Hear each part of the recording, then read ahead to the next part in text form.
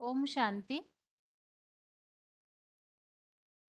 भगवत गीता श्लोक क्लास में आज के टेस्ट के लिए श्लोक नंबर है 16वें अध्याय का दूसरा, अध्याय 16 का श्लोक नंबर 2 और 12वें अध्याय का श्लोक नंबर 9।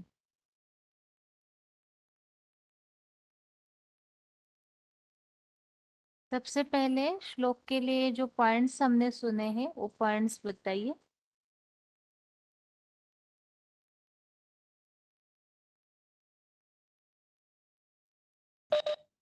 ओम शांति दीदी। हाँ जी। पॉइंट है अहिंसा। बाप आप सिखाते कहाँ हैं। से बात कर रहे हैं?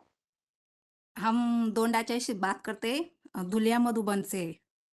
ठीक है, बताइए। हाँ, बाप सिखाते हैं कि तुम अहिंसक बनो। मनसा से भी किसी को वाइब्रेशन से दुख की बात देने की नहीं सोचना है, और वाचा से भी कोई ऐसे वचन नहीं निकलना है जो दूसरों को दुख दे। और कर्म इंद्रिय से भी, ज्ञान इंद्रियों से भी लाल पीले आंखें करके किसी को दिखा देना के काम नहीं। त्याग बनाना अर्थात क्या? और इसके आगे है सर्वस्व त्यागी देहबान का भी त्याग कर दे। क्या बच्चे? सर्वस्व त्यागी बच्चे के लिए क्या कहते हैं? बाबा तुम बच्चे अपने सर हथेली पर लेकर आए हैं। बाबा ले ये हमारे सर भी यत्न में देना पड़े तो भी हम इस देने के लिए तैयार। हम भागने वाले नहीं है। वो सूर्यवंशी बच्चे हैं, सर्वस्व त्यागी। शांति मन को तो एकाग्र कर तो करिए तो शांति होगी। मन को इधर उधर सारी दुनिया में भटकते रहोगे तो शांति कहाँ से होगी? यही नहीं कहते कि आत्मा को शांति नहीं कहते हैं, मन को शांति नहीं। बेचारा जानते नहीं है। क्या नहीं जानते? कि मन बुद्धि को ही तो आत्मा कहा जाता है। आत्मा कोई दूसरी चीज नहीं है। मन के लिए कह देते हैं आप आत्मा में मन बुद्धि है। आत्मा कहती है हमको शांति चाहिए। ऐसे नहीं है कि मन की शांति चाहते हैं। आत्मा शांति चाहते हैं। हम आत्मा परम धाम से आती है इसी शरीर में। यही शरीर बिगड़ेगा, बिगड़ बिगड़ बिगड़ बिगड़ेगा। हाँ, इसमें विकृति आती है। लेकिन हम आत्मा कहाँ से आती है? परम धाम से। जहाँ आत्मा एक जैसी स्टेज में रहती है, निसंकल्प स्टेज में रहती है। आत्मा को इस दुनिया में आने के बाद एग्रेशन मिलती है। आत्मा कहती है कि प्रियतमा आने मिलो। कब कहती है? जब आती है आत्मा तो सर्वस्व स्टेज में आती है। तब नहीं कहती जब आने आने अनेक जन्म लेते लेते संग के रंग में आते आते तामसी बन जाते हैं, बहुत दुखी होते हैं। तब कहते हैं कि प्रियतमा आन मिलो। हमारे जिया दुखी है। अब जीव जीव और आत्मा में रात दिन का फर्क है। आत्मिक स्टेज में स्थित हो जाए तो शांति ही शांति। और जीवन में जो यह जीवित शरीर है, आत्मा होने की वजह से इस जीवन में जब हम अपने को देखते हैं, माने देह भान में जो हम अपने को देखते हैं तो अशांति है। आत्मा समझते से आज आत्मा समझने से शांति और देह समझने से अशांति। दूसरों को दोष न देखना। तीसरे नेत्र बाप ने हमें दिया जरूर है, लेकिन अगर उसे तीसरे नेत्र पर हमने चश्मा चढ़ा लिया, रंग बिरंगे या काला चश्मा चढ़ा लिया, तो दुनिया कैसी दिखाई पड़ेगी? उज्जवल दिखाई पड़ेगी, साफ दिखाई पड़ेगी, या काली ही काली नजर आएगी? अगर परम मत और श्रीमत उसमें भेद नहीं किया, परम मत पर चल पड़ो, मनुष्य मत पर चल पड़े, तो दुनिया में दूसरों को अवगुणों ही अवगुण नजर आएंगे। अवगुण नजर आएंगे तो अवगुणों को देखते देखते हमारी आत्मा भी अवगुणी वाली बन जाएगी। दूसरों की ग्लानि करने की हमको आदत पड़ जाएगी। परमात्मा बाप तो हमें बताते हैं दूसरों के गुण देखो, अपने गुण देखो, ना दूसरे की अवगुण देखो, ना अपने अवगुण देखो। अवगुणों को देखने का चोपड़ा बंद करो, अपने गुणों को आगे बढ़ाओ। दूसरी आत्मा के गुणों को देख के उनके आगे बढ़ाओ, अवगुणों को छोड़ते जाओ। ऐसी श्रेष्ठ पढ़ाई पढ़ने वाला जो स्लोगन देख के हल्की हल्की स्लोगन देख के हमको बताया जाता है, बुरा मत देखो, बुरा मत सुनो, बुरा मत बोलो, बुरा मत सोचो। श्लोक पढ़ू दीदी? हेलो दीदी। हेलो दीदी।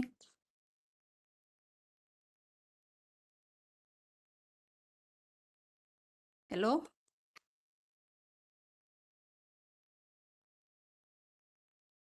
हेलो दीदी।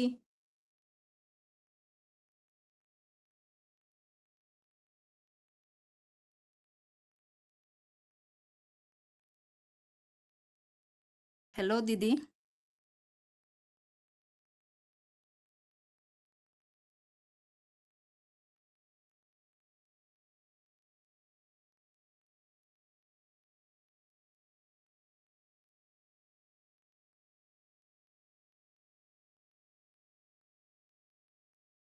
हेलो दीदी।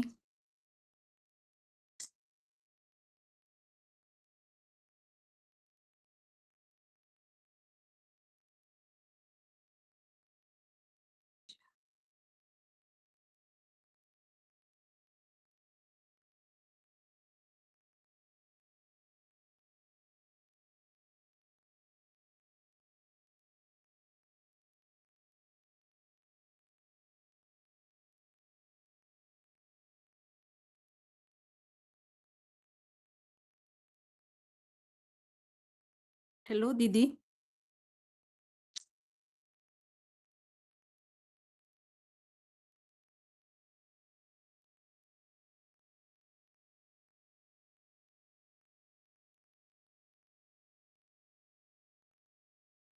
हे घ्या डबा. तुला मग केस उचलून ये.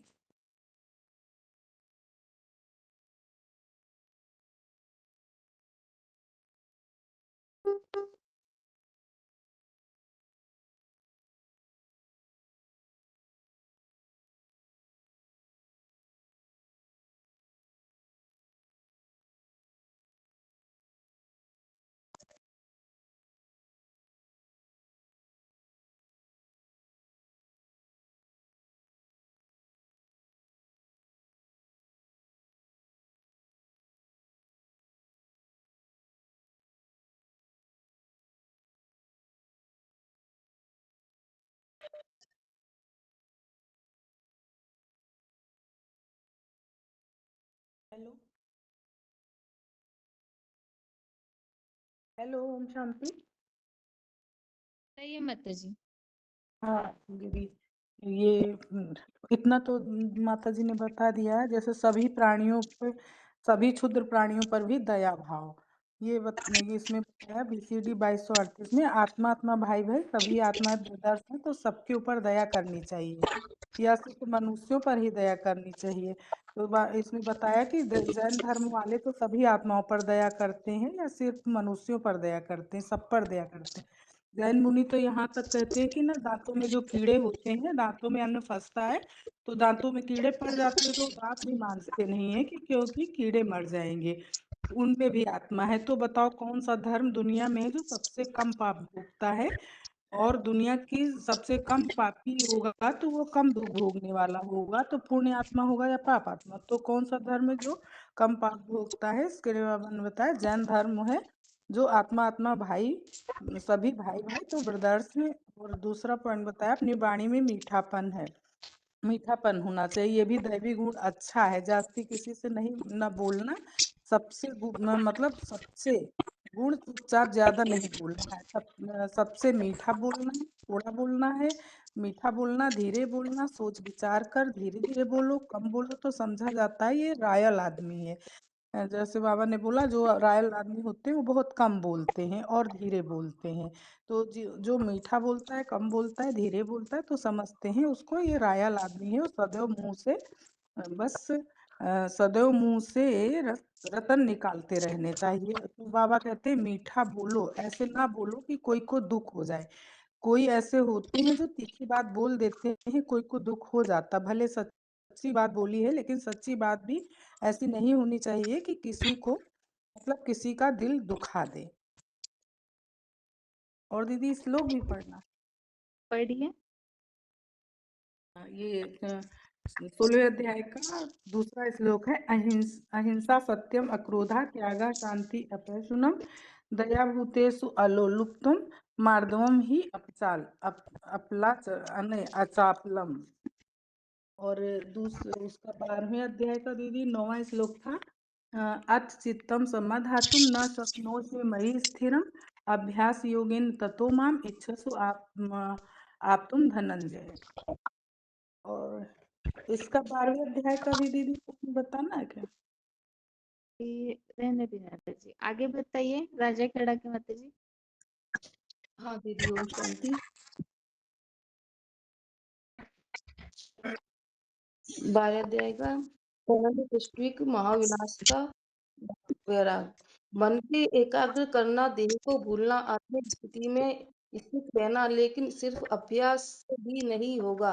अभ्यास के साथ साथ इस पुरानी दुनिया के पदार्थों, पुरानी दुनिया के मित्र संबंधी आदि हैं, इन सब से वैराग आना चाहिए। क्योंकि अब अंतिम जन्म है, एटम बम बन चुके हैं। कल का अंतिम जन्म सबकी बारी बरसा। ये दुनिया दिन दुगनी रात चौगुनी बिगड़ती जा रही है, अति होती जा रही है, स्वभाव संस्कार टकराते जा रहे हैं। तो जब अति का अंत होता है तब दुनिया पलटती है। तो अंदर से वैराग आना चाहिए कि ये दुनिया जाने वाली है। महल अटारियां जो इन आंखों से देख रही हैं, ये सब क्षण भंगुर के हैं। अब जो खलास होने वाला है, ये सारा ही 100-150 वर्ष के अंदर ही माया का पाप दुनिया में फैला हुआ है। इससे इतनी ऊंची ऊंची महल अटारियां शायद इतने चमत्कार दुनिया में नहीं थे। अब क्योंकि ये माया का एम पंप एंड शो है, यह दुनिया जाने वाली है, इसलिए माया भी अपना खूब पसारा फैलाई रही है। माया और मायापति भगवान की लड़ाई है। माया अपनी तरफ से खींच रही है और रहा है। यह माया रावण और भगवान कसा-कसी का है। तो भगवान याद दिलाते हैं कि अपने को पुरानी दुनिया से मरा हुआ समझो। पुरानी दुनिया से मर जाए की सुनाई हुई बातों बुद्धि में, स्मृति में बनी रहेगी। अगर ऐसी उसी पुरानी दुनिया में बुद्धि को रखेंगे, पुरानी दुनिया में जीते रहेंगे तो मिट्टी का पात्र बन जाएंगे। और दीदी श्लोक है।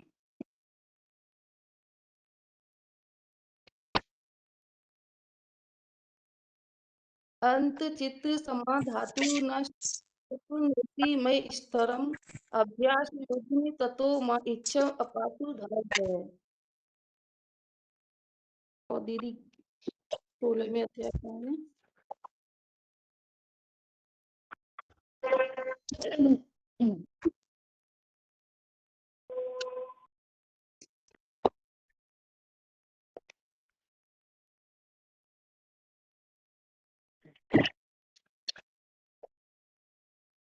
आगे बताइए, आगे किनका फोन अनम्यूट। ओम शांति। ओम शांति। ओम शांति बताइए। 12 का 9 क्या लेंगे? हाँ 2, 3, 2, 1, 4 वो नहीं तो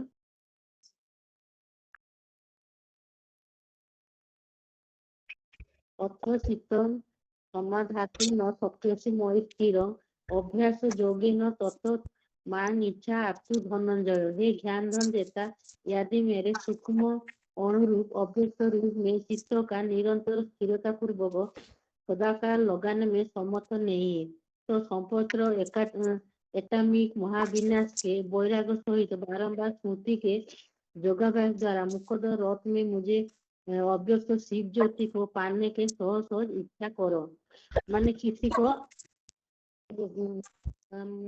आज बाबा ने बोले किसी तारीख के भगवान को याद करना है, एक अभिविचारी या से याद करना है। ये विषय संख्या सागर रूप पार होने के एक अभिविचारी याद करना चाहिए।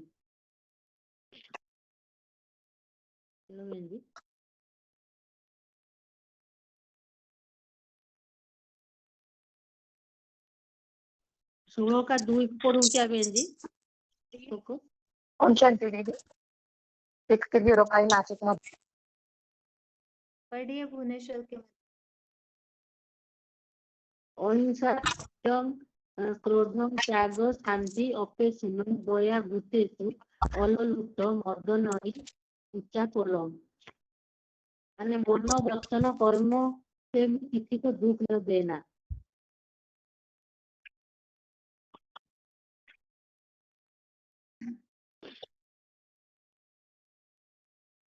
बाप सिखाते हैं तुम अहिंसक बनो, किसी को दुख न देना, मन वचन कर्म से भी किसी को दुख न देना।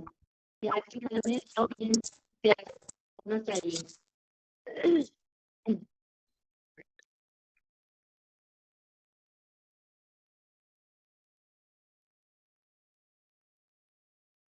हेलो हेलो दीदी। हाँ 9572 लातूर मधुबन। पॉइंट बता दिए 12वें अध्याय का 2290। बाप भगवान कहते हैं मुझे याद करो। माना कहने वाला तो शिव बाबा है। कोई मम्मा के मुरीद होते, कोई बाबा के मुरीद होते। शिव बाबा तो कोई पूछता ही नहीं है। इतना बड़ा मजमा लगा कर बैठते हैं, उसमें शिव बाबा को कोई पूछता ही नहीं है। तुम जब शिव बाबा की याद में बैठते हो तो साकार बाबा की भ्रुकुटी में शिव बाबा बिंदी को याद करते। तो मुझ बिंदी में कितनी देर टिकते हो? 1 2 5 सेकंड, फिर साकार में याद करते हैं। ऐसा क्यों होता है? ऐसा इसलिए होता है, श्रेष्ठ जन्मों की रख पड़ी है साकार शरीरधारियों को प्यार करने की आदत पड़ी है। तो हथेली पर आम जमाया नहीं जाता है। अभ्यास के लिए समय चाहिए। गीता में कहा है चंचल मन को कंट्रोल करने के 2 ही उपाय है। अभ्यास कर, बार बार मन भागेगा, बार बार मन भागेगा, बार बार अभ्यास करो। साकार में निराकार बैठा है, उसकी याद में मन लगाना। तो अभ्यास से मजबूती कब आएगी? एक ही उपाय है, बिन वैराग विवेक न होई, राम कृपा बिन सुलभ न सोई। तो त्रेता वाला राम नहीं, वह निराकार राम कृपा नहीं। राम कृपा कब होगी? सभी ब्राह्मणों का अनुभव है। भगवान किन बच्चों से खुश होता है? जो बच्चे बाप को याद करते तो बाप सेवा से खुश होते हैं।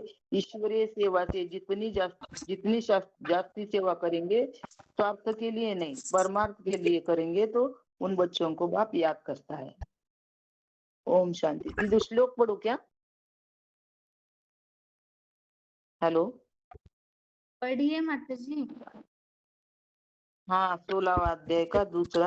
अहिंसा सत्यम अक्रोध त्याग शांति अपेक्षुन दया भूतेषु अलुप्तम माधवम श्रीम अच्छा फलम।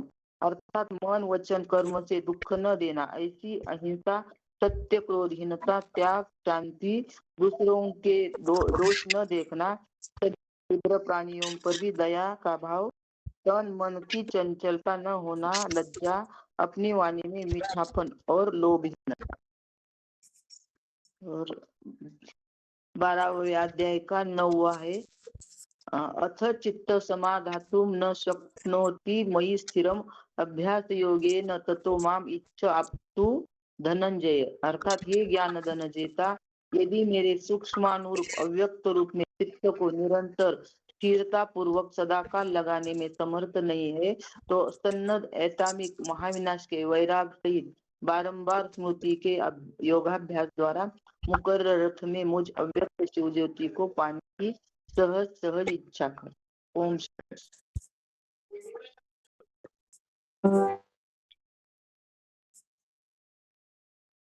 हेलो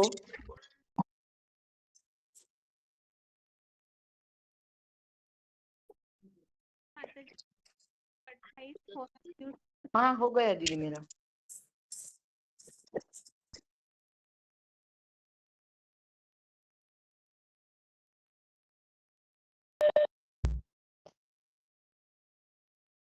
हाँ दीदी ओम शांति। ओम शांति दीदी। हाँ दीदी मैं 16 को दूसरा वो पढ़ रही हूँ दीदी। अर्थ मन वचन कर्म से दुख न देना, ऐसी सत्य, हीनता, त्याग और शांति, दूसरों को दोष देखना, सभी क्षुद्र प्राणियों पर भी दया का भाव रखना, दया दया भाव रखना, वचन की चंचलता न होना, लज्जा, अपनी वाणी में मीठापन और लोभहीनता। दीदी सबसे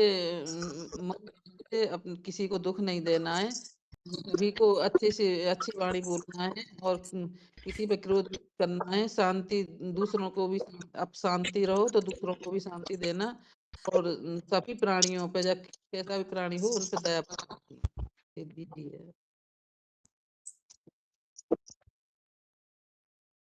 हो गया दीदी? ठीक है।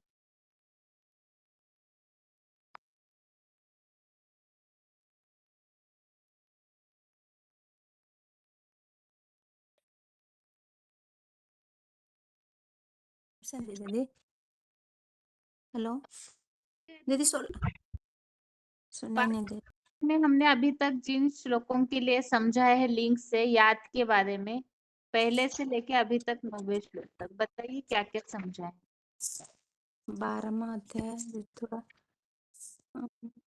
दीदी कौन सा बताएं, 16 का या 12वां का? दीदी 12वां। हेलो हाँ जी, 12वां अध्याय का दीदी।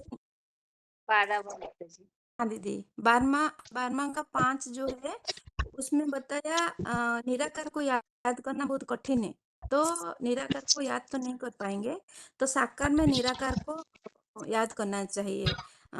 मतलब अभिविचारी रूप से साकार में निराकार को याद करना चाहिए। अगर हम अभिविचारी रूप से निराकार को याद करेंगे तो वही संपूर्ण जो बताते हैं तेषां समुद्रता मृत्यु संसार सागरात्, मतलब वही हमको इस जो मृत्यु, जन्म मृत्यु जरा व्याधि जो दुख है वो दुख सागर से ऊपर ले जाएंगे। फिर बताया 8 में बताया मेरे में मन लगा और मेरे में बुद्धि को स्थिर कर। अगर मेरे में मन नहीं लगा पाएंगे, मेरे में बुद्धि को स्थिर न कर पाएंगे, तो 9 में बताया अगर नहीं लगा पाते तो जो आटमिक विनाश आता है तो वो वैराग, वही आटमिक ये वैराग, ये दुनिया दारी से वैराग लाना चाहिए, तो वैराग लाएंगे तो हम बुद्धि को स्थिर कर पाएंगे। भगवान दीदी ओम शांति।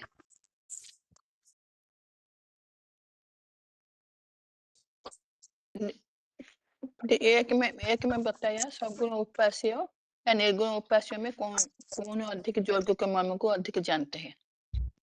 2 में बताया जो साकार में निराकार को याद करते हैं वो अच्छा है। इसमें बताया 16,108 योगियों के श्रेष्ठता माने गए हैं, ये बताया। और 3 में बताया जो पतित न होने वाले अवचनीय अनिर्वचनीय सब जगह पहुंचने वाला ये चिंता न करने योग्य को पर्वत शिखरस्थ अचल ध्रुव रखूं, और निराकार को भले भांति याद करते हैं। माने एक को याद करते जो सबसे ऊंचा है, ध्रुव तारा के मिश्र यहाँ पे बताया। और 4 में बताया सभी 11 इंद्रियों को पूरा संयम में रखकर सब में समदर्शी, सब प्राणियों के कल्याण में लगे हुए मुझको ही प्राप्त करते हैं, ये बताया। और 5 में बताया जो निराकार को याद करते हैं वो उनका गति दुख पूर्वक प्राप्त होता है। मतलब यहाँ पे बताया कि जो मतलब उनको दुख अधिक होता है, कठिनाई अधिक होता है, और क्योंकि देह भानी द्वारा निराकार गति दुख पूर्वक प्राप्त होता है, ये बताया। और 6 में बताया जो मेरे मूर्तिमत शंकर के आश्रित हुए सब कर्म को मुझ योगेश्वर यज्ञ पिता में संपूर्णतः अर्पित करके अभिचय याद करते हैं, माने अव्यक्त मूर्ति में ध्यानमग्न हुए मेरी ही उपासना करते हैं। उसमें श्रेष्ठ बताया, मतलब जो शिव शिव जो है शंकर में जो मूर्तिमान में आते हैं, उनको जो जानते हैं वो उपासक को अच्छा बताया। अभ्यभिचारी याद करते हैं, उसको बताया। साथ में बताया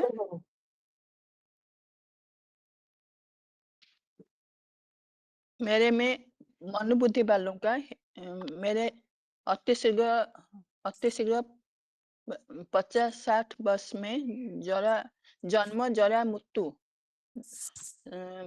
संसार में सागर में संपूर्ण उद्धार करने वाला हूँ मैं। मतलब मैं सबको जन्म मृत्यु जरा सब दुख से उद्धार करने वाला हूँ, ये बताया 7 में। 8 में बताया मुझ में ही मन लगा के मेरे बुद्धि में स्थिर करता है, इस प्रकार ऊर्ध्वमुखी मुझ में ही निवास करेगा, ये बताया। 9 में आज बताया कि यदि मेरे में चित्त को स्थिरता पूर्वक, मतलब मन बुद्धि को पूरा स्थिर करके सब में देह हटाकर एक अव्यभिचार याद करता है, सदा काल लगाने में समर्थ नहीं है। स्थिरता पूर्वक सदा काल लगाने में समर्थ नहीं है। योगाभ्यास द्वारा मुझको ही पाने का इच्छा कर, मतलब जो आगे को चलकर जो महाविनाश का जो आटम बम का मतलब बारंबार स्मृति में उसको महाविनाश आगे को है कि सब में बुद्धि हटाकर एक में मुकर रथ में स्थिर करना है, उसको मेरे को ही पाएगा, ये बताया दीदी। हाँ जी, ठीक है माता जी।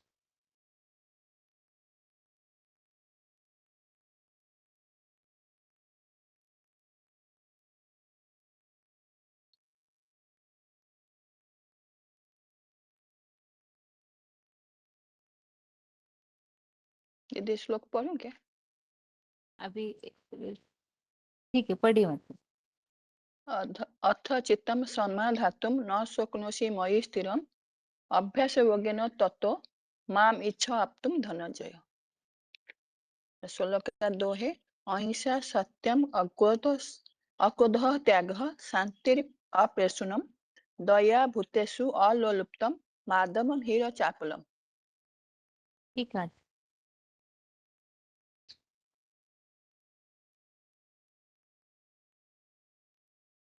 16वें अध्याय में हमने गुणों के बारे में ही सारी बातें समझ रहे हैं, इसलिए उसमें कोई खास बात तो नहीं है पूछने के लिए। बाकी 12वें अध्याय में अभी तक हमने 9 श्लोक समझे हैं। सबसे पहले उसमें से ही कुछ प्रश्न रिपीट पूछ करके उसके बाद 7वें अध्याय के रिवीजन के लिए प्रश्न होंगे। अभी पहले 12वें अध्याय के लिए हाथ सभी के ही नीचे किए हुए हैं और जिन्हें उत्तर आ रहा है वही बताइए। सबसे पहला प्रश्न यह है, श्लोक में ऐसी बात आई है कि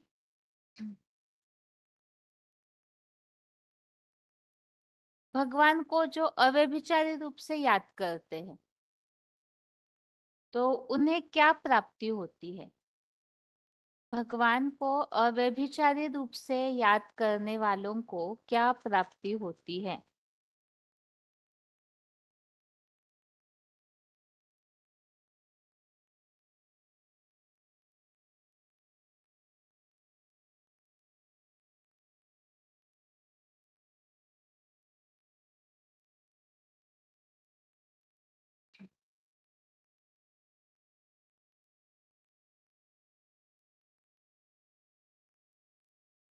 बताइए माता जी। हेलो। हाँ जी। हाँ बहन जी, ओम शांति। भगवान को याद करने वालों को वैकुंठ लोक की प्राप्ति होती है और सुरेंद्र लोगों को लोक की प्राप्ति होती है। 12वें अध्याय में किस श्लोक में इसका उत्तर है सुरेंद्र लोक। बहन जी अभी अध्याय 12 तो पढ़ा ही नहीं। प्रश्न 12वें अध्याय संबंधित है, उसी अनुसार उत्तर बताइए। आगे और किनका फोन अनम्यूट है बताइए माता जी। ओम शांति दीदी। हाँ इसमें जी। बताया 12वें के दूसरे में बताया है ना, योगियों में श्रेष्ठतम माने गए हैं। एक बात की अभी विचारी याद, इससे में जो स्थिर हुए याद करते हैं। नहीं, प्रश्न ये है प्राप्ति। अच्छा, जो प्राप्ति अव्यभिचारी रूप से भगवान को याद करेंगे तो उनको क्या प्राप्ति होगी? मतलब वैकुंठ की माना शीघ्र ही धर्मात्मा या पुण्यात्मा बन जाती है दीदी। 12वें अध्याय अनुसार बताइए। आगे बताइए। अगला छोटे फोन से किसी का अनम्यूट है? 2500 वर्षों के लिए दुखों से मुक्त हो जाते हैं ना, जन्म जरा मृत्यु या बुढ़ापे से। 2500 वर्ष के लिए मुक्त हो जाते हैं। ठीक है, और बताइए आगे किनका फोन अनम्यूट है? ओम शांति बहन जी। मना संगम युग में सिर पर चढ़े अष्टमूर्तियां सब 16,108 योग में श्रेष्ठतम माना गए। संख्या नहीं 2 में पूछिए, प्राप्ति पूछिए। प्राप्ति प्राप्ति माना सिर पर संगम युग में अष्टमूर्ति तरफ सिर पर चढ़े। और कोई उत्तर बताइए। हाँ जी दीदी, 12 के 8 में भी जन्म जन्मांतर भी जो भगवान का प्रतिरूप है शिव बाबा के पास सदा कायम उसके साथ रहेंगे। 12 के 8 में जन्म जन्मांतर भी निवास करेंगे। अच्छा माता जी, अगर बाहर वालों को हमें ये बात समझानी है कि उस साकार व्यक्तित्व के साथ जो मुकद्दर तन बनता है भगवान का, उनके साथ रहेंगे, इसका कोई प्रमाण बता सकते हैं? इसका ऐसा कोई प्रमाण बता सकते हैं जो इस श्लोक में बताई हुई बात है? ओम शांति। इसमें हाँ दीदी जी। बताया है 4 में बताया है कि मतलब वो मुझे एकलिंग भगवान को ही मतलब प्राप्त करते हैं, मतलब जन्म जन्मांतर वो नजदीक रहते हैं भगवान के फिर। ये दीदी तो जैसे क्लैरिफिकेशन में बताया है ना। तो हमने ये प्रश्न पूछा कि इसका और क्या प्रमाण बता सकते हैं कि भगवान जिस तन में आते हैं तो उनके साथ वो नजदीक आत्माएं जन्म लेती है, साथ रहती है। इसका और कोई प्रमाण बताया जा सकता है क्या? वैसे मुरलियों के आधार पे वैसे बाबा जैसे बताते कि जो रामकृष्ण की आत्माओं के साथ जहाँ नजदीक रहेंगे वो ब्रॉड ड्रामा में भी नजदीक रहेंगे, भी उनको दूसरे धर्म वाले कन्वर्ट नहीं कर सकेंगे दूसरे धर्मों में। दीदी ऐसे बता जो सकते पावरफुल आत्मा है ना, जिसमें भगवान ऐसे समझा सकते हैं, जिसमें भगवान आते हैं वो पावरफुल आत्माएं बन जाती हैं, उनको दूसरे धर्म वाले कन्वर्ट नहीं कर सकते, वो जन्म जन्मांतर उनके साथ रहेंगे। अच्छा बताइए बनारस के माता जी। ठीक है माता जी, बनारस के माता जी बताइए। दीदी ऐसे बता सकते हैं कि जैसे कि भगवान को जैसे शंकर के मस्तक पे जो अष्टदेव वाली मतलब 8 मणकों की माला है, उसके मतलब उस चित्र के साथ भी समझा सकते हैं कि ऐसे इनके साथ जन्म लेने वाले सदा साथ रहते हैं। और जैसे मंदिरों में भी समझा सकते हैं कि जो शिव की मूर्ति शिवलिंग रहता है, आसपास सभी देवी देवताओं की मूर्तियां रहती हैं, उस तरह से उनको समझा सकते हैं। ये तो ऐसे भक्ति का मतलब यादगार हो गया। हम प्रैक्टिकल प्रमाण पूछ रहे हैं। भक्ति का यादगार तो ठीक है, मान लिया, मंदिरों में पूजा होती है। और प्रैक्टिकल में और उसका प्रमाण कैसे पता चलेगा? 23,658 बताइए माता जी। जैसे बाबा बोलते हैं ना, सदा कायम इस सृष्टि में कोई चीज है नहीं, शिव बाबा है। जो अर्जुन आदम है उसी की आत्मा ही इस साकार सृष्टि में जन्म जन्मांतर आदि से अंत तक रहती है, 84 जन्म लेती है। उसी के साथ है आत्माएं भी रहती है ना, जो ज्यादा पुरुषार्थ करते हैं। जैसे पढ़ाई भी पढ़ते हैं ना, जो ज्यादा कहते हैं ना, जो ज्यादा बच्चे अच्छे पढ़ाई में होते हैं उनको टीचर भी याद करते हैं। तो अभी भगवान आकर के टीचर के रूप में पढ़ाई पढ़ा रहे हैं। तो सर सिविल जो बच्चे होते हैं तो उनको टीचर भी याद करते हैं। तो वो कहते भी है ना कि बच्चा भी जैसे घर में काम भी करते हैं, तो जो अच्छा सर्विस करने वाला बच्चा होता है उसको माँ बाप अपने सर पे चढ़ा लेते हैं। तो ऐसे ही ब्रॉड ड्रामा में साथ रहने वालों की निशानियां क्या होगी? छोटे फोन से और हेलो कोई दीदी। नए 2 फोन अनम्यूट है, बताइए। हेलो ओम शांति दीदी। छोटे फोन से जो अनम्यूट है अपना रोल नंबर बताइए। बहन जी मैं 29,255। मेरे में 29,255 आ मन गया, बुद्धि लगाने बताइए। वाले मुझ संसार विकारों के हाँ सागर दीदी, से संपूर्ण जैसे उद्धार करने। आपने है ना 11 इंद्रियों को संयम में रखेंगे और एक रसावस्था होगी और वो प्राणियों में ही लगे रहेंगे, प्राणियों के कल्याण मात्र में रहेंगी। 12 का 4 है, उनकी ये ये अवस्था तो यहाँ रहेगी। की याद की अवस्था बताई कि याद करते समय इंद्रियों को संयमित करके सबके प्रति वैर भावना हटा करके यहाँ संगम युग में याद करना है। हम मुरलियों के हाँ। आधार से जवाब पूछ रहे हैं कि ब्रॉड ड्रामा में जो आत्माएं साथ रहती होगी भगवान के पाठधारी के, उनकी निशानियां क्या होगी। मुरलियों में बताते हैं ना बाबा बहुत सी बातें, उस अनुसार पूछ रहे हैं। आंध्र के कोई माता जी बोल रहे थे, बताइए। 5050 माता जी बताइए, बनारस। ओम शांति। दीदी, इसमें बताते हैं ना, जैसे जो अभी पुरुषार्थ करते हैं जो भी, तो वो जो साकार तन के साथ मतलब पुरुषार्थी हैं जो भी आत्माएं, तो वो अनेक जन्मों में उनके साथ साथ ही रहती हैं, मतलब जन्म लेती हैं आसपास ही। तो जैसे वो कुबेर के लिए भी बताया है कि वो मतलब 83 जन्म तक साथ ही हैं, एक जन्म केवल अलग है। साथ रहते हैं, यही तो प्रश्न है। साथ रहते हैं, इसका प्रमाण मुरलियों में बाबा क्या बताते हैं। प्रश्न तो यहाँ से हमने ही पूछा है। जो श्लोक में बात आई है कि जो यहाँ संगम युग में अव्यभिचारी याद करते हैं, वो आत्माएं जन्म जन्मांतर साथ रहती है, हृदय में निवास करेगा बोला, दिल में वास करेंगे। तो हमने पूछा कि ब्रॉड ड्रामा में इसका प्रमाण क्या दिखने में आएगा, इसके लिए मुरलियों में बाबा क्या बताते हैं। वो सहयोगी होते हैं उनके, और उनके मतलब आसपास ही वो पाठ बजाते हैं, दूर नहीं रहते हैं, और सहयोगी आत्माएं होती हैं वो सब हर जन्म में। जैसे वो राजा बनेंगे तो वो मंत्री बनेंगे, या मतलब रानी बने, तो इस तरीके से वो साथ साथ ही मतलब हृदय में निवास करते हैं, यानी साथ ही साथ ब्रॉड ड्रामा में भी पार्ट बजाते हैं। आगे बताइए, जिनका फोन अनम्यूट हुआ है बताइए।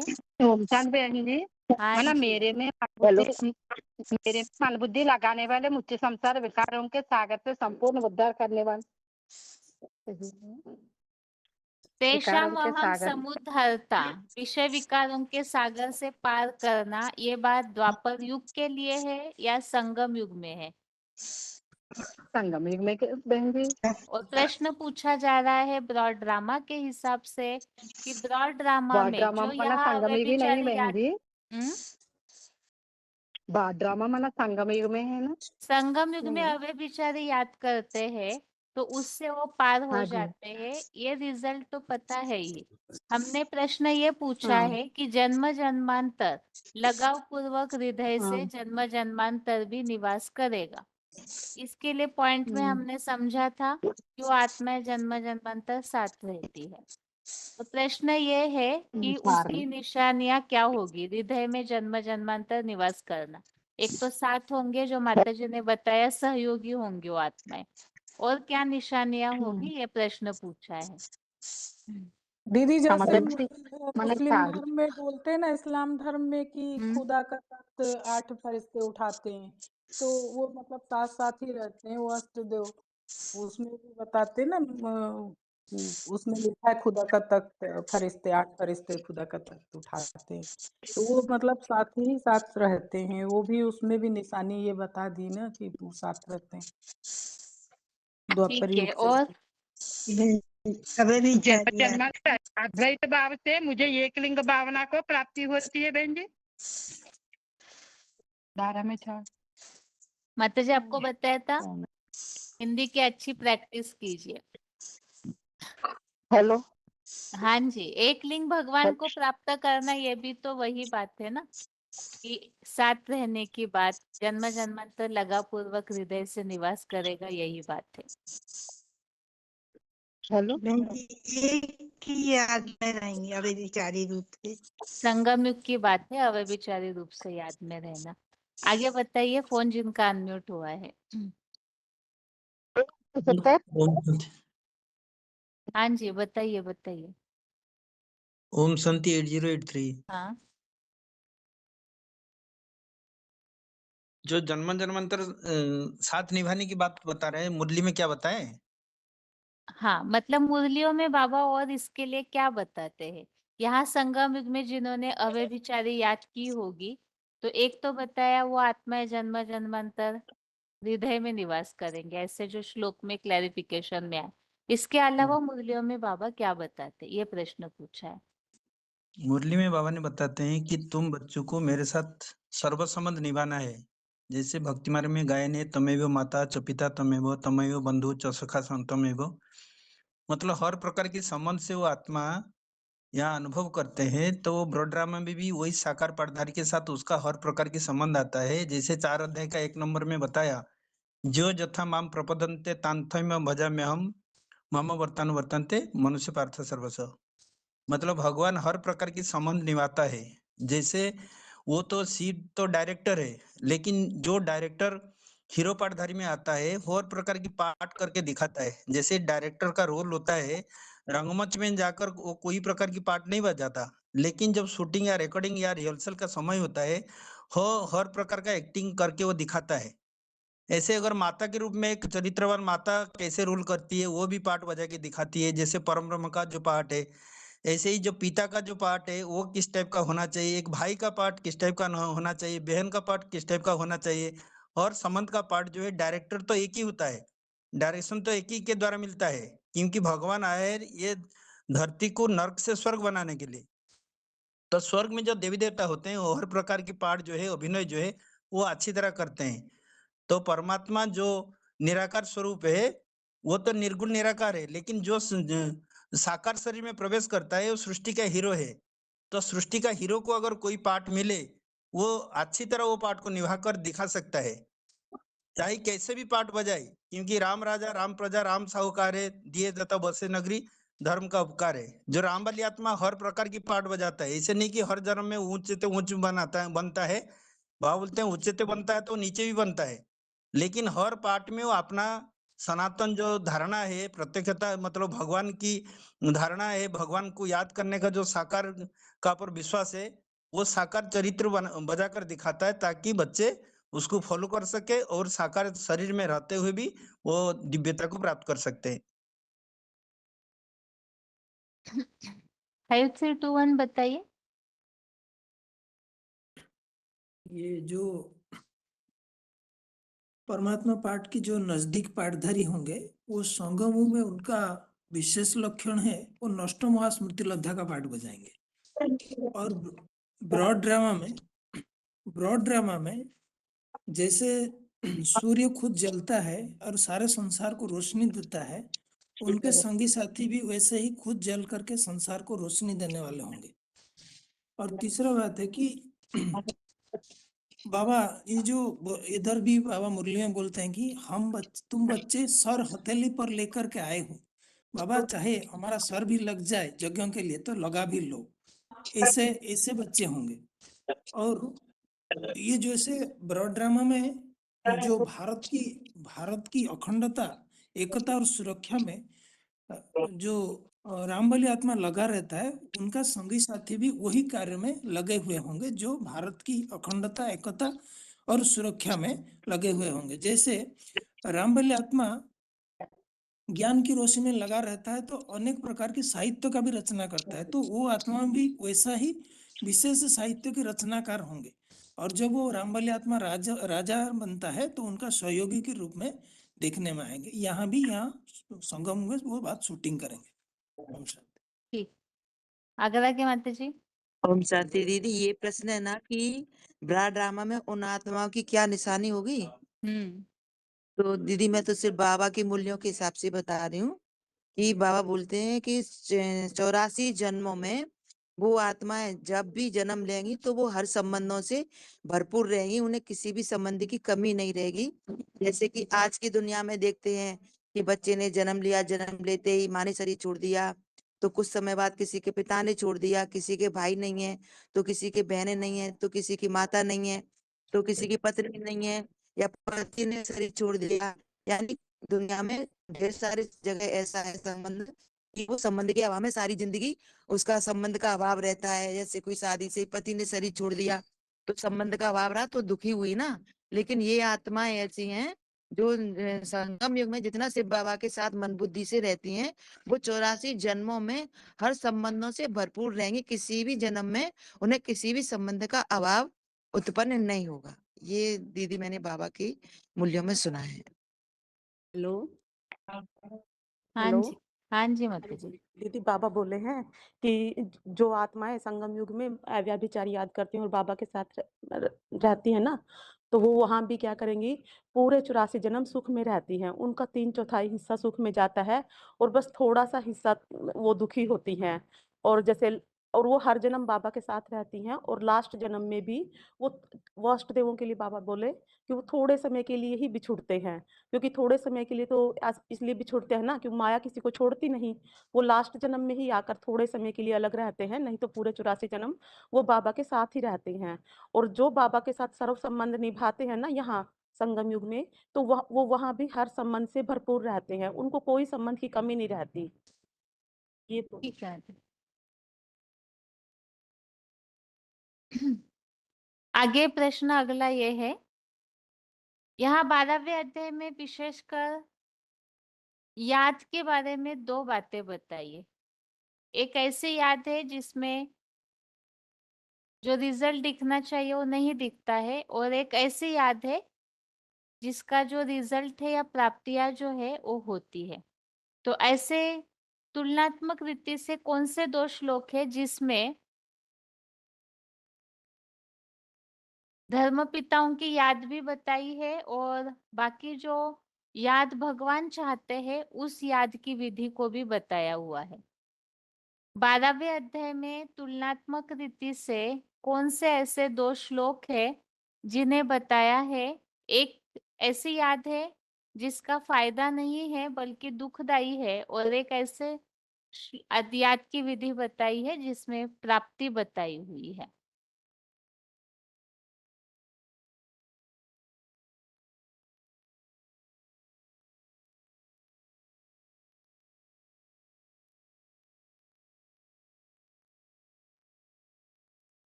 बताते जाइए ओम जिनका शांति बहन फोन जी, मतलब अनम्यूट है। हेलो, साकार में निराकार को याद करना हेलो सिर्फ निराकार को याद करना कठिनाई है।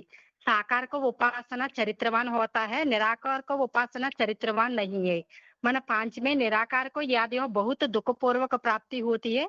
दुख अर्थात धर्म के धक्के खाते हैं 5 में। आगे 4 और बताइए। 5 में बताए। अध्याय 4 और 5 में है। फोन हेलो अनम्यूट है तो अपने फोन के आवाजों पे ध्यान दीजिए ताकि समय हाँ बचे सभी का। हेलो, जो सभी इंद्रियों को पूरा संयम में रख के जो समादर्शी होके प्राणियों कल्याण में लगे हुए हैं वे मुझे ही प्राप्त करते, एक शिवलिंग को प्राप्त होते हैं।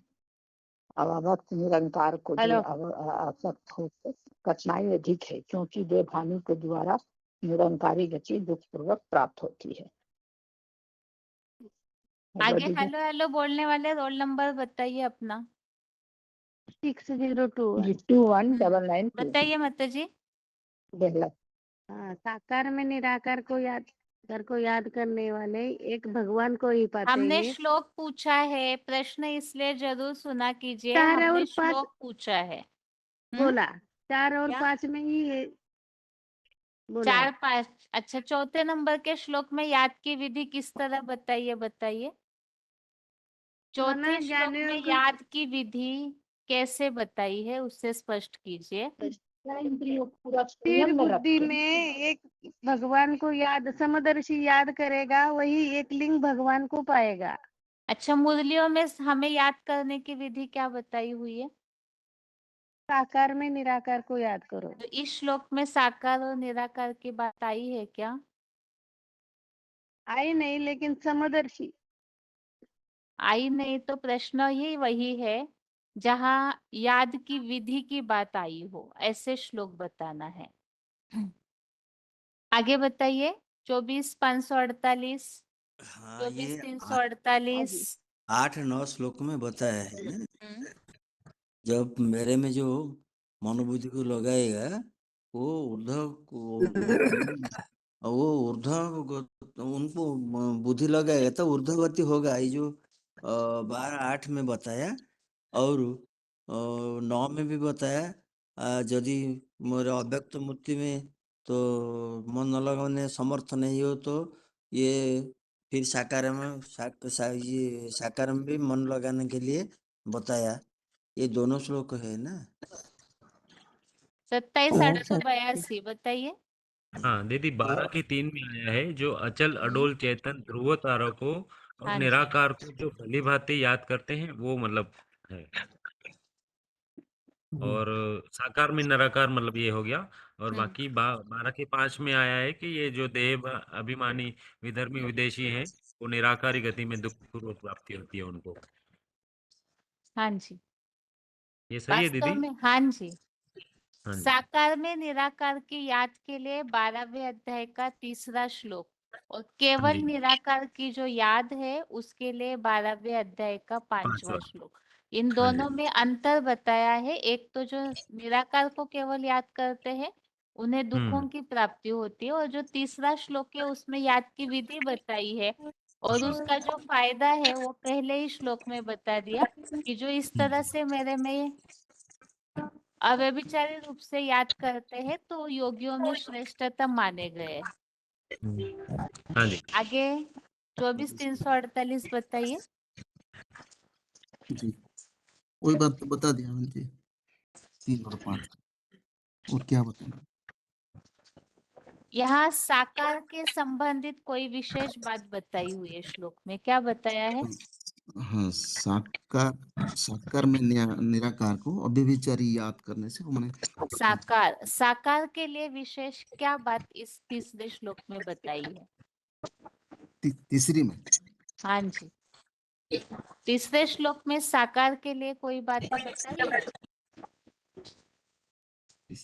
तीसरी में त्रिशा दीदी वो हाँ? ये त्रिकालदर्शी होने से वो सब जगह पहुंचने वाले हैं।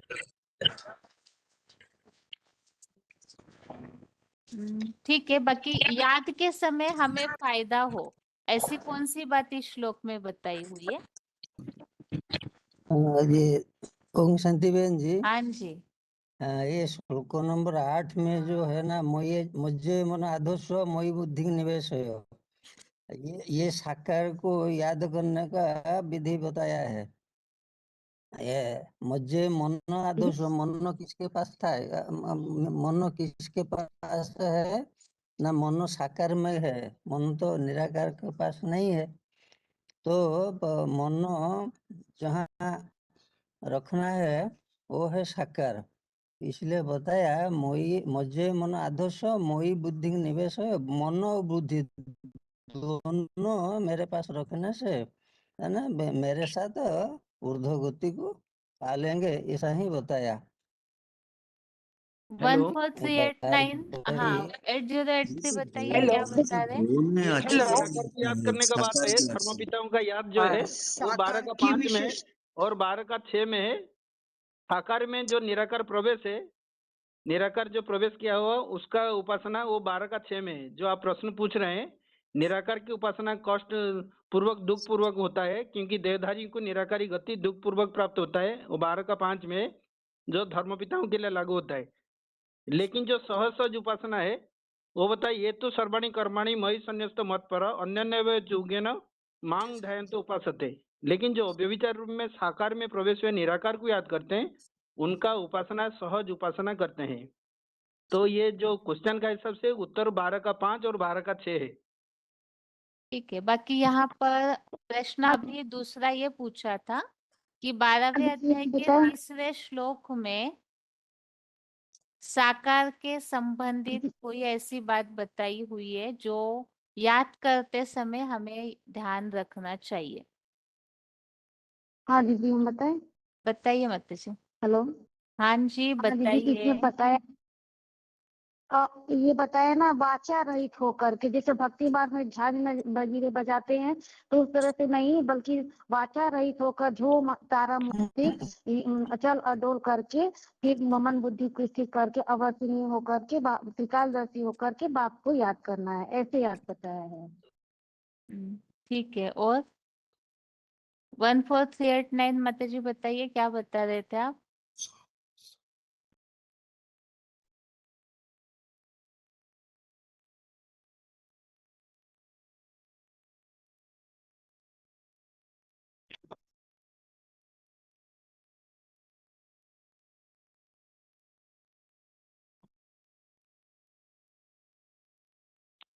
यहाँ जो तीसरा श्लोक है, इस तीसरे श्लोक में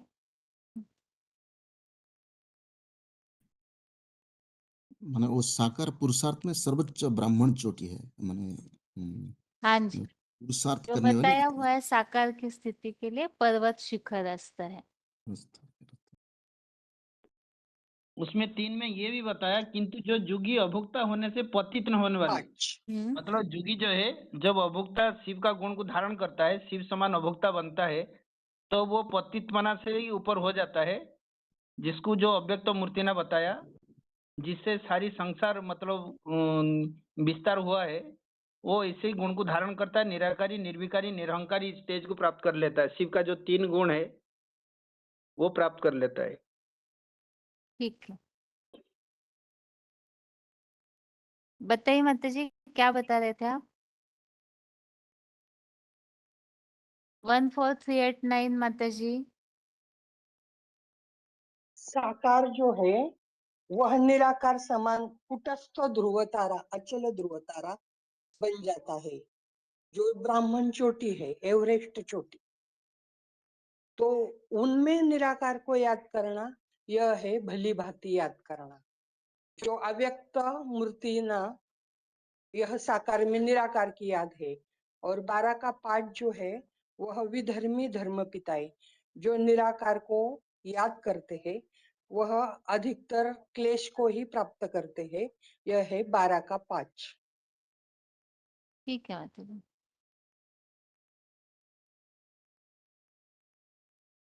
अभी तक जो श्लोक हमने पढ़े हैं उस अनुसार साकार में निराकार को याद करने से क्या क्या फायदे बताए हुए हैं, श्लोक नंबर बताइए, और उसमें जो बात बताई हुई है, जो प्राप्ति की बात बताई हुई है, वो बताइए। साकार में निराकार को याद करने वालों को क्या क्या प्राप्तियां होती है, बताइए माता जी। हेलो। हाँ जी। जो ध्रुव तारा को निराकार सदा साकार में निराकार को याद करने में जो शिव ज्योति जो होता है उसको भली भांति बाचा रहित।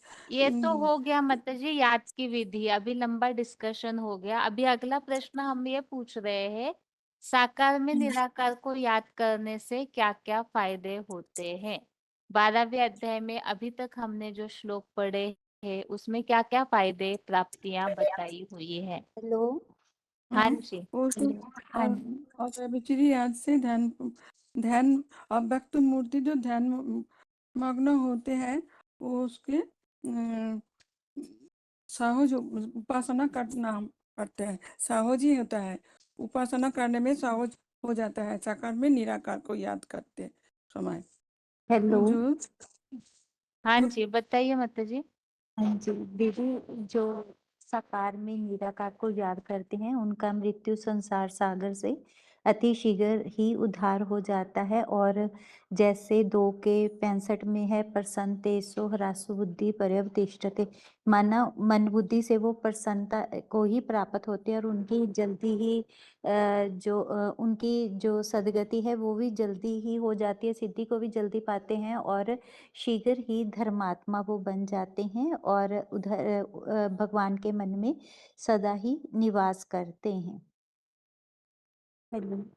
हाँ जी, आगे हाँ जी। बताइए किनका अनम्यूट है तो और? आप हाँ माता जी, क्या बोल रहे हैं मानसा की माता जी? दीदी, जो आपने पहले क्वेश्चन पूछा था ना, हाँ। अव्यय विचारी याद वाला, तो उसमें हम क्या ये भी बता सकते हैं कि उन बच्चों के लिए बाबा बोलते हैं कि तुम बच्चे आए हो सिर हथेली पे रख के, और सूर्यमुखी का भी उदाहरण दे सकते हैं ना, जिधर जिधर सूर्य जाता है उधर ही वो जाते हैं, इसीलिए हमेशा ही वो बाप के साथ और सहयोगी रहते हैं। ठीक है माता जी, आगे बताइए किनका अनम्यूट है फोन? हेलो। हाँ जी। साकार में निराकार को याद करने से पुरानी दुनिया से मरे हुए हम समझते हैं और बाबा की जो बातें वो बुद्धि में स्मृति में बनी रहती है। श्लोक नंबर और उसमें क्या प्राप्ति बताई हुई है इसे बताइए, श्लोक नंबर और प्राप्ति। यो मुकर्रर रथ को जो अव्यक्त शिव ज्योति की को पाने की इच्छा जो करते हैं, तो वो श्लोक नंबर है 6 में 35, 25 और यहाँ 20। 12वें अध्याय संबंधित प्रश्न चल रहे हैं और 12वें अध्याय में साकार में निराकार को याद करने से क्या प्राप्तियां होती है, किस श्लोक में क्या बताया है, ये प्रश्न पूछा है। तो श्लोक नंबर बताइए दीदी। 12वें अध्याय में। हाँ, तो श्लोक बताना है क्या, सार बताना? श्लोक बता सकते हैं, बाकी उसमें क्या प्राप्ति मेन बताई है वो उत्तर चाहिए। अच्छा, आगे हेलो बहन जी। बताइए किनका अनम्यूट है? हाँ जी। 12 में मैंने साकार को निराकार को एक लिंग भगवान को ही प्राप्ति होता है 12 में। 12 के 4 में वास्तव में जो ठीक है वैसे। यदि 12 के 10 हाँ में जी। आएगा, परमपिता परमात्मा के प्रति कर्म करने वाला जो मेरे व्यक्त रूप के लिए कर्मों को करता हुआ भी वैकुंठ अतीन्द्रिय सुख की विष्णु लोक की सिद्धि को प्राप्त करेगा। ठीक है, और एक है 12 का 12 में 12 के 12 में ये आत्मिक स्थिति में भविष्य पद की निश्चयात्मिक को शांति मिल जाती है।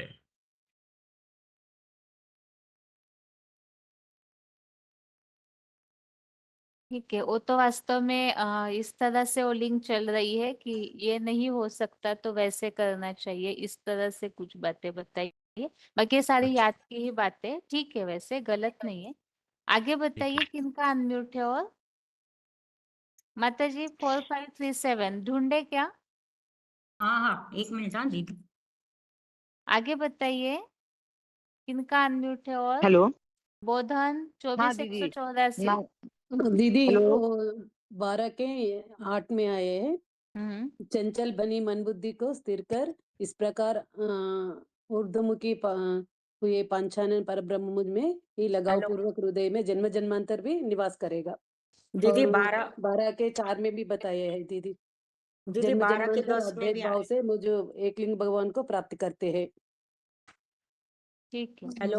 12 का हाँ छुआ जी। में भी है बहन जी, और बहन जी 12 का छुआ में भी है। हेलो दीदी, 12 के 10 में भी आया है। ठीक है। हेलो। 12 हाँ का जी। 9 के 31 में है क्षिप्रम भवति धर्मात्मा, जल्दी ही धर्मात्मा बन जाता है, जो दृढ़ निश्चय बन जाता है वह जल्दी ही धर्मात्मा बन जाता है, शाश्वत शांति को पाता है। और जो 2 के 65 में बताया है कि सब प्रसन्नता से सब दुखों का नाश हो जाता है। ओम और शांति दीदी। 4 से 12 में बताया है। बहन जी 12 का 17 में भी है, श्रद्धा भक्ति वाला मुझे प्रिय है।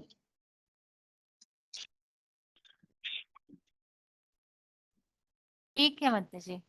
दीदी 12 के 6 में बताया है कि जो साकार में निराकार को याद करते हैं तो उनकी याद सहज हो जाती है। जैसे बाबा बोलते हैं ना, निराकार को याद करते हैं तो वो थोड़ी देर के लिए ही टिक पाते हैं, फिर उड़ जाती है याद। तो इसलिए साकार में निराकार को याद करते हैं तो सहज हो जाती है और निरंतर भी हो जाती है। और है कि 7वें में है कि वो साकार में निराकार को याद करने से हम जो मृत्यु का संसार सागर है, भव सागर, उसको पार कर जाते हैं। और दीदी 9 में नहीं, 9 में नहीं, सॉरी, 8 में है कि जन्म जन्मांतर वो भगवान के साथ ही निवास करते हैं, उनके साथ ही जन्म लेने वाले बनते हैं। और 12 के 2 में भी बताया है, मई और आवेश 13 मनोयन में, हाँ जी, उपासक। 13 और 14 में है कि वो ऐसे भक्ति करने वाला जो है ना, वो मुझे प्रिय है, जो ऐसे भगवान को याद करते हैं। और 12 में अति भी है कि शीघ्र शांति मिल जाती है। दीदी अति 12 के शीघ्र ही दूसरे अध्याय ये में भी मृत्यु बताया संसार दीदी, जो दुख वाला मई संसार है आवेश इसको पार कर मनोयन जाता है। क्या 21,411 क्या बता रहे हैं? ये इसमें जो जो साकार को याद करता है, क्योंकि साकार का अनेक जन्मों का अभ्यास ही होता है, तो साकार में निराकार को याद करने वाला को सरलता से और 50-60 वर्षों में ही जन्म जरा मृत्यु के दुखों से वो मुक्ति पा लेता है। वो जो विषय सागर है उससे मुक्ति पा लेता है 2500 वर्ष के लिए। और ये भी बोला गया कि फिर जो नारकी द्वापर कलयुग में धर्म भ्रष्ट नष्ट नहीं होता है और राजाई भाव को भी पाता है। ठीक है। हाँ जी, ये 90 का 31 और 34 दोनों में बताया दीदी, मामे कम याद से, अव्यभिचारी याद से। 14579 माता जी आप क्या बता रहे थे? 12 के दूसरे में भी बताया दीदी कि जो मुझे याद करता है वह श्रेष्ठतम माना सिर चढ़े बन जाता है, अष्टमूर्ति बन जाते हैं, वो अष्टदेव बन जाते हैं, ऊंचाई पद पा लेते हैं। मई आवेश मनोयन मां नित्य युक्ता उपसते श्रद्धा परयोपेता ते म्या युक्तमा मता। और 12 के 7 हाँ, 9 के 30 में भी है अपिचेत सदुचारे, जो आजा मिल जाए सपापी है वह भी धर्मात्मा बन जाता है। ठीक।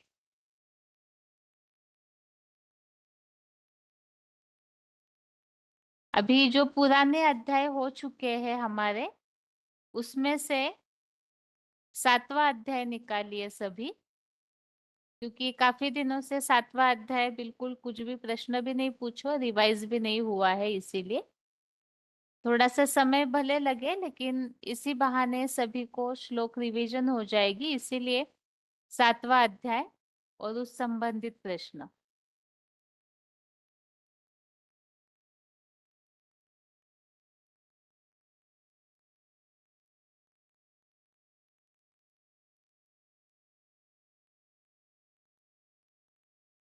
सबसे पहला प्रश्न है, भगवान के पास जो आते हैं उनके प्रकार यहाँ 7वें अध्याय में बताए हैं कि किस प्रकार के लोग भगवान के पास पहुंचते हैं।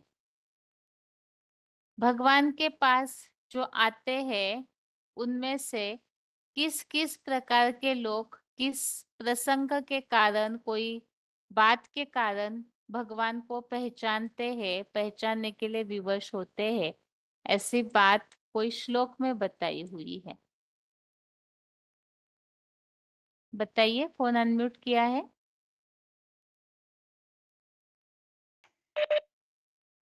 16 नंबर की श्लोक बताया। क्या बताया है? भजन्ते माम जना सुकृतिनः अर्जुन आर्तो जिज्ञासु अर्थार्थी ज्ञानी च भरतर्षभ। क्या बताया है इसमें? 4 प्रकार के पुण्यकर्मी लोग मुझको भजते हैं, विपत्तिग्रस्त और कुछ जानने के इच्छुक और धनार्थी और ज्ञानी। नारायणपुर के माता जी बताइए, आप क्या बता रहे थे? वही श्लोक में याद आ रहा है। क्या बताया है इस श्लोक में माता जी? इसमें 4 प्रकार क्या बताए हैं? हाँ, 4 प्रकार के वो लोग जो विपत्तिग्रस्त है, एक 2 नंबर को जानने के इच्छुक, और को धनाढ़ी, धन पाने की इच्छा, और को ज्ञान पाने की इच्छा रखते हैं।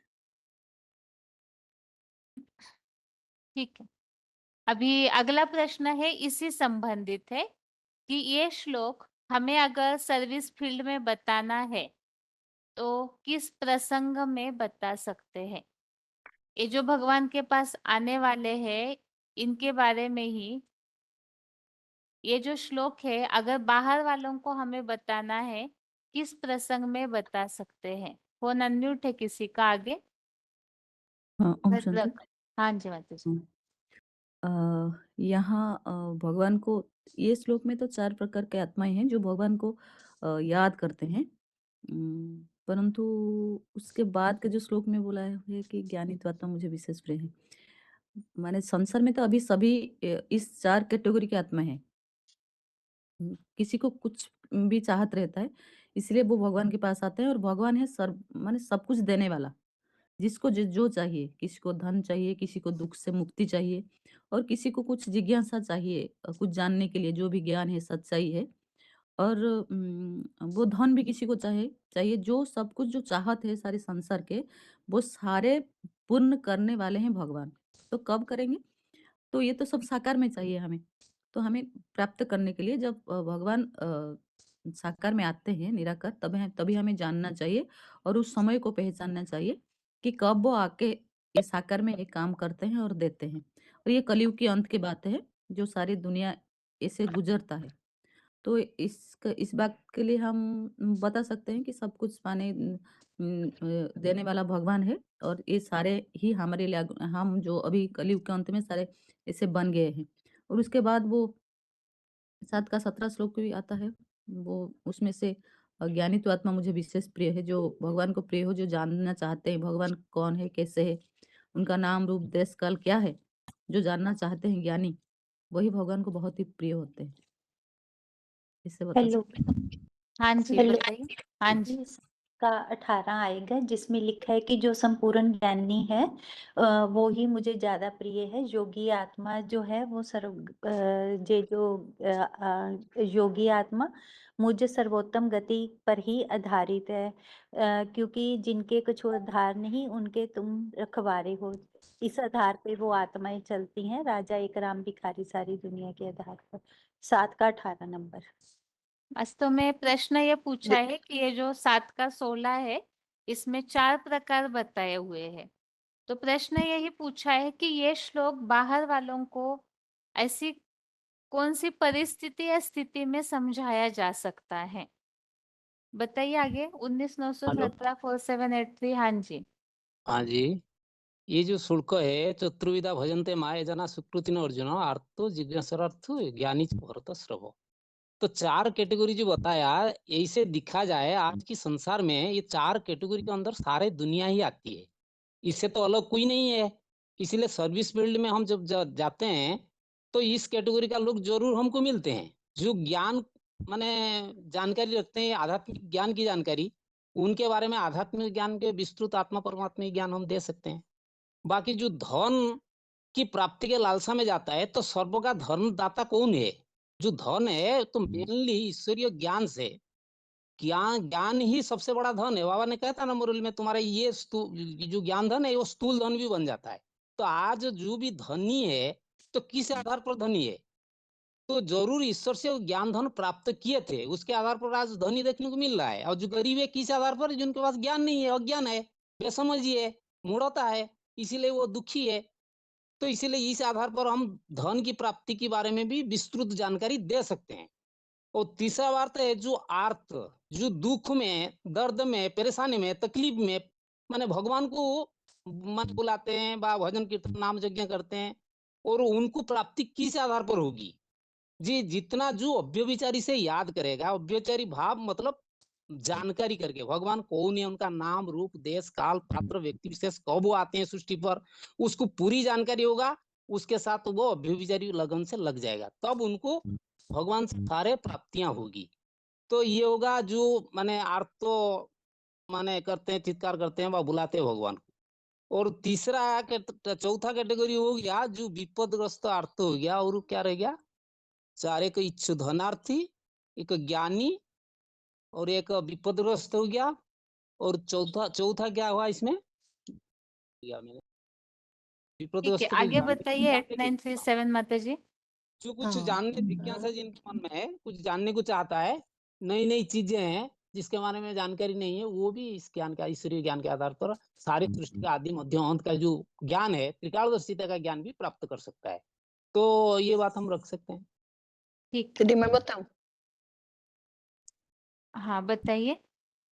जैसे कि बाबा बताया ज्ञानी आत्मा मुझे मुझे विशेष प्रिय है, जोगी आत्मा कहीं नहीं बताया, तो इसमें भी यही बताया है, जो ज्ञान तेषां ज्ञानी नित्य युक्त एको ये भक्ति तो विशिष्य। अगले श्लोक है। यहाँ प्रश्न हमारा 16वें श्लोक के लिए है कि इसमें जो 4 प्रकार बताए हुए हैं, तो ये श्लोक किस प्रसंग में समझाया जा सकता है? अगले श्लोक के लिए नहीं प्रश्न पूछा। यहाँ ये जो 4 प्रकार बताए हुए हैं, तो ये श्लोक कहाँ बता सकते हैं हम? ये प्रश्न है। हाँ आप दीदी, बताइए जैसे माता ये जी। हाँ हाँ जैसे आत्मा को परखना तो है ही, जैसे बाबा बताते हैं कि आत्मा को परख कर वो देना है, नब्ज चेक करनी है। अगर वो विपत्ति में है तो विपत्ति के आधार पर बता सकते हैं कि भगवान का जो ज्ञान है वो विपत्तियों से भी बाहर निकालने का फॉर्मूला देता है। कुछ जानने के इच्छुक माना जिज्ञासा है कोई बातों की, तो उसका भी बता सकते हैं। जैसे हमारे जीवन में जो घटित हो रहा है वो क्यों हो रहा है, इस बारे में कम से कम अपने बारे में तो सभी लोग जानना चाहते हैं कि ये मेरे साथ क्यों हो रहा है, उसके साथ हो रहा है, मेरे साथ नहीं हो रहा। मतलब अच्छाई है तो वैसे कंपेयर करते हैं, और बुराई हो तो मना अच्छा अच्छा हप कड़वा कड़वा थूरू। तो इन सभी बातों का उत्तर भी भगवान के ज्ञान द्वारा मिल सकता है।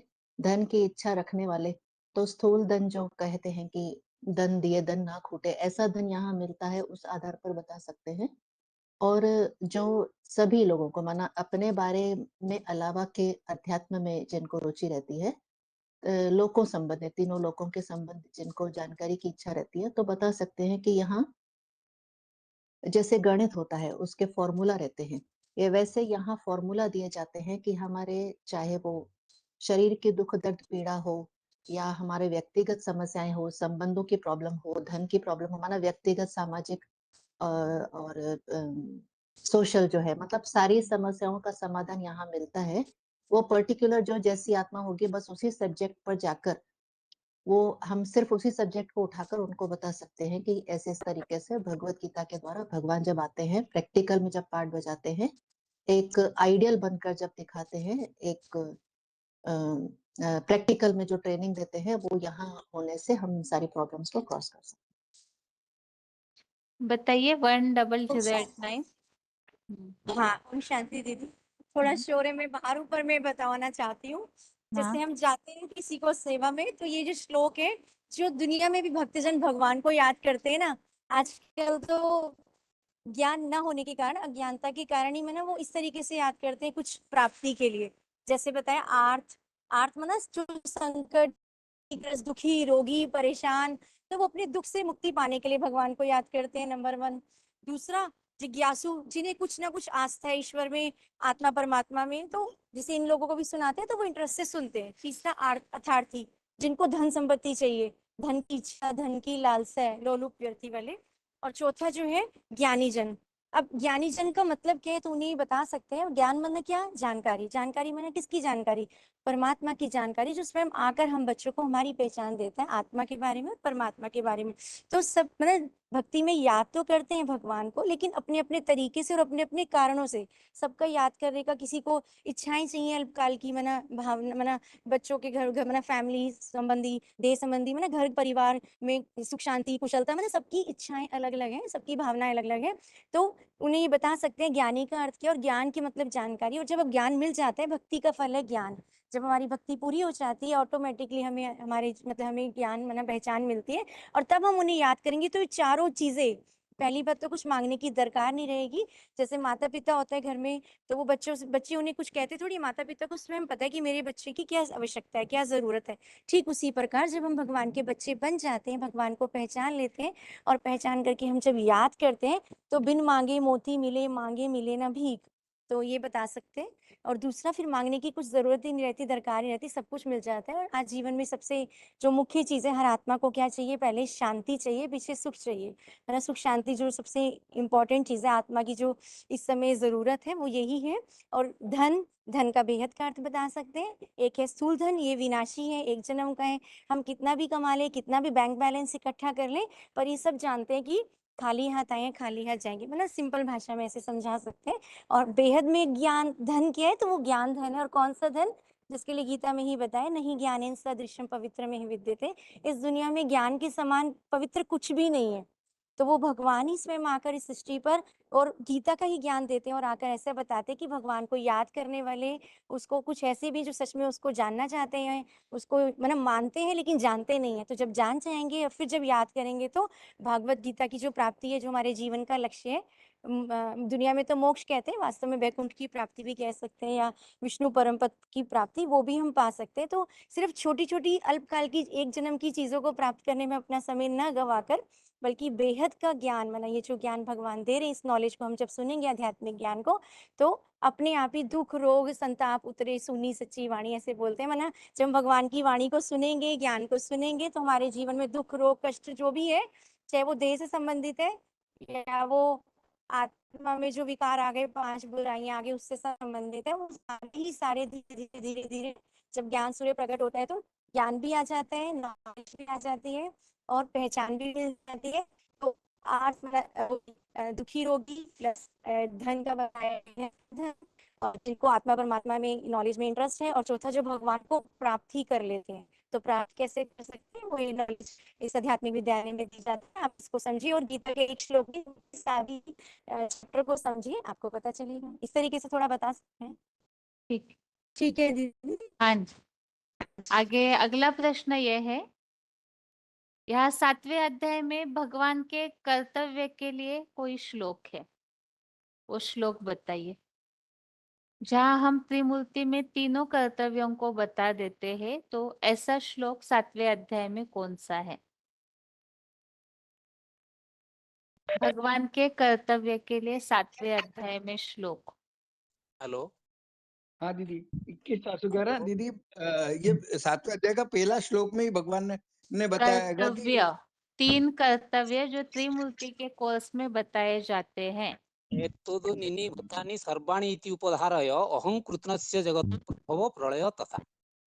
हाँ जी, ये श्लोक है। आगे और जिनका फोन अनम्यूट है, मानसा के माता जी। दीदी देख रही हूँ अभी। ठीक है, आगे प्रश्न ये है, अभी ये जो अभी श्लोक 7वें अध्याय का देखा, इसी तरह से और कौन से अध्याय में कर्तव्य के लिए श्लोक आया हुआ है? अभी ये जो अध्याय 7 का श्लोक नंबर 6, इसमें तीनों कर्तव्यों का उल्लेख है।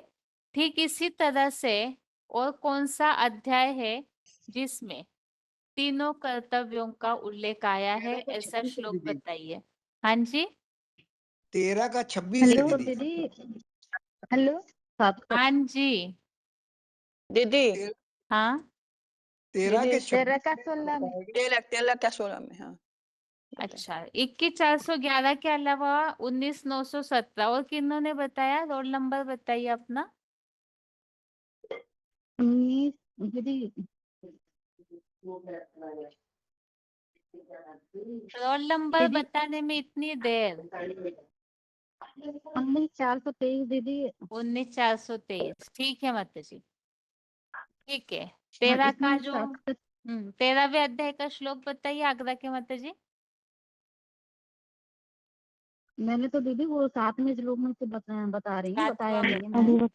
7 का 6 है ना, अहम जगत था, यानी सब प्राणियों का यह उद्गम है, ऐसा जान ले, समस्त जगत को उत्पत्ति करता तथा विनाश करता हूँ।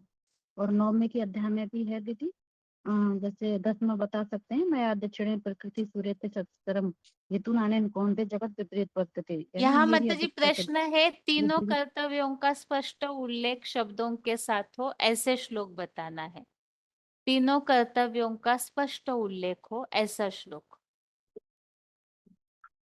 इसमें तो दीदी उत्पत्ति और विनाश करता आया है। दीदी सात के 11 छह का में 32 आ सकते हैं? हेलो 11 के अच्छा, 32 में क्या बताया है माता जी? इसमें दीदी एक तो संसार का महाविनाश करता विकराल काल मैं हूँ, यानी कि विनाश की बात आई, और लोगों के संगठन अर्थ लगा हूँ, तो स्थापना की भी बात आई। अच्छा, पालना नहीं है लेकिन। हाँ जी, हाँ, पालना का नहीं आगे है। बताइए।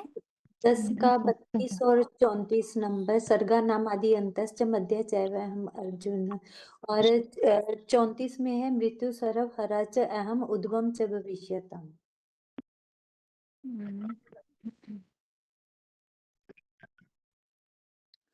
ठीक है, आगे बताइए। छोटे फोन से किसी किसी का अनम्यूट किया है? तो तेरा का फल होता है। छोटे फोन से किनका अनम्यूट हुआ है बताइए।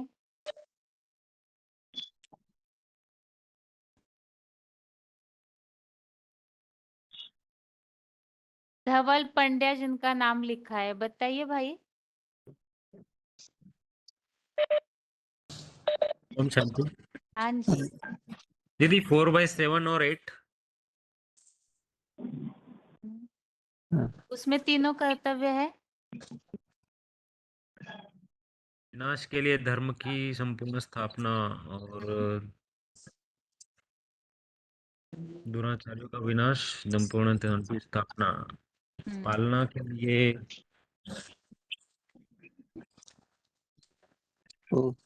आगे लोग है। बताइए। हाँ जी। हाँ बहन जी, हाँ जी। हाँ ये 13 अध्याय का 16 हाँ जी। अविभक्तं च भूतेषु विभक्तं इव च स्थितं भूतभर्तृ च तत् ज्ञेयं ग्रसिष्णु प्रविष्णु च। ठीक है, इसके अलावा हेलो, बताइए। हाँ जी बताइए।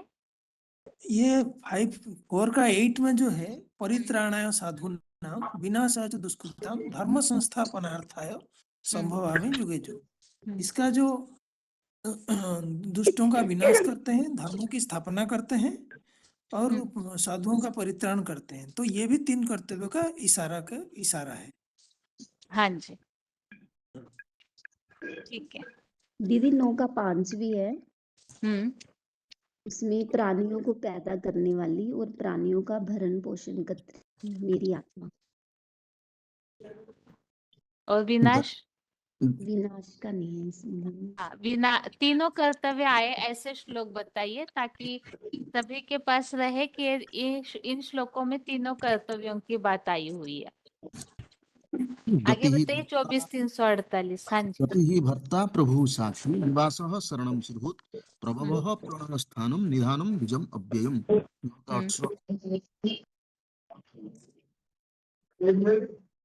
हाँ जी, आगे बताइए माता जी। हेलो, ओम शांति बहन जी। हाँ जी। जी बहन जी, 13 का 16 नंबर श्लोक है। 16 हो गया, आगे कुछ नई बात बताइए। 13 का 16 हो गया। ये नहीं देखा था मैंने। बनारस बताइए। 27,998। ओम शांति बहन हाँ जी, जी। हाँ जी। इसमें 7 के 7 वाले में बताया गया है कि इसमें तीनों कार्य एक साथ दिखाए गए हैं कि उत्पत्ति, पालना और विनाश का कार्य, जो कि कौन सा श्लोक? 7 के 7 में कि इसमें ये बताया गया है कि भगवान ने कहा है कि हे ज्ञान धन जेता अर्जुन, मेरे से श्रेष्ठतर इस संसार सहित तीनों लोकों में अन्य कुछ भी नहीं है। मेरे स्नेह के धागे में 3 रुद्राक्ष कर्तव्यों की बात हो रही है यहाँ, तो सभी एक भगवान में पिरोए जाते हैं, ये बात है। प्रश्न है जो त्रिमूर्ति में हम 3 कर्तव्य बताते हैं, उस प्रसंग में श्लोक बताने हैं। इसमें बताया है कि शिव ज्योति समान बनी अर्जुन, आदम की आत्म ज्योति, परा प्रकृति आत्मा, शंकर मूर्ति रूप अपरा प्रकृति ही संपूर्ण जगत की उत्पत्ति, पालना और विनाश, तीनों का विनाशी आधार है। कौन सा श्लोक बता रहे हैं आप? 7 के 7 में आप फुटनोट दिखाया फुटनोट गया बता रहे हैं ना? हाँ, फुटनोट तो जैसे हमारे किताबों में है, लेकिन जैसे भक्ति मार्गीय गीता में तो फुटनोट इस तरह से नहीं मिलेगा ना।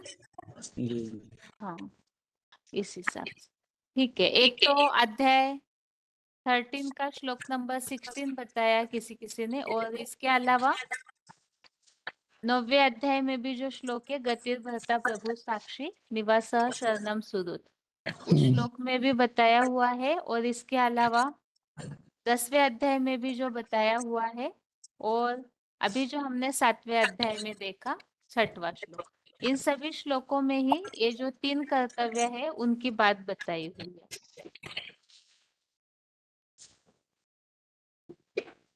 बाकी 10वें अध्याय में जो 32वां श्लोक को माता जी बताए थे, तो उसमें आदि मध्य और अंत, ये तीनों बातें हैं। सर्गा नाम आदि अंतश्च मध्यम चैवा अहम अर्जुन। और इसके अलावा चौथे अध्याय का जो 7वां 8वां श्लोक है, वो 2 लोगों ने बताया था, लेकिन स्पष्ट करने बताया था, तो एक भाई ने उसका उत्तर दिया था। वैसे उसमें एक तो बताया है धर्म संस्थापनार्थाय, तो धर्म की स्थापना माना स्थापना के हेतु, वहां अलग शब्दांकनों में वो बात बताई हुई है। और विनाशाय च दुष्कृता माना दुष्टों का विनाश, और परित्राणाय साधु नाम माना साधु संतों की रक्षा के लिए। तो यहाँ पालना और वहां रक्षा के हिसाब से ही वो बात बताई हुई है।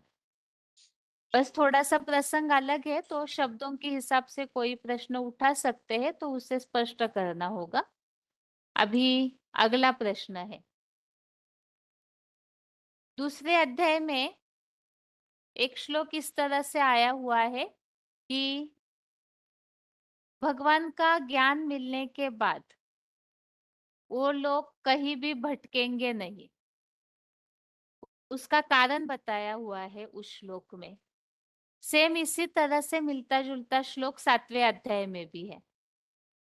दूसरे अध्याय में इस तरह सा श्लोक आया हुआ है कि एक भगवान का ज्ञान मिलने के बाद उन्हें कहीं भी भटकने की आवश्यकता नहीं है। ठीक इसी तरह का श्लोक 7वें अध्याय में भी आया हुआ है।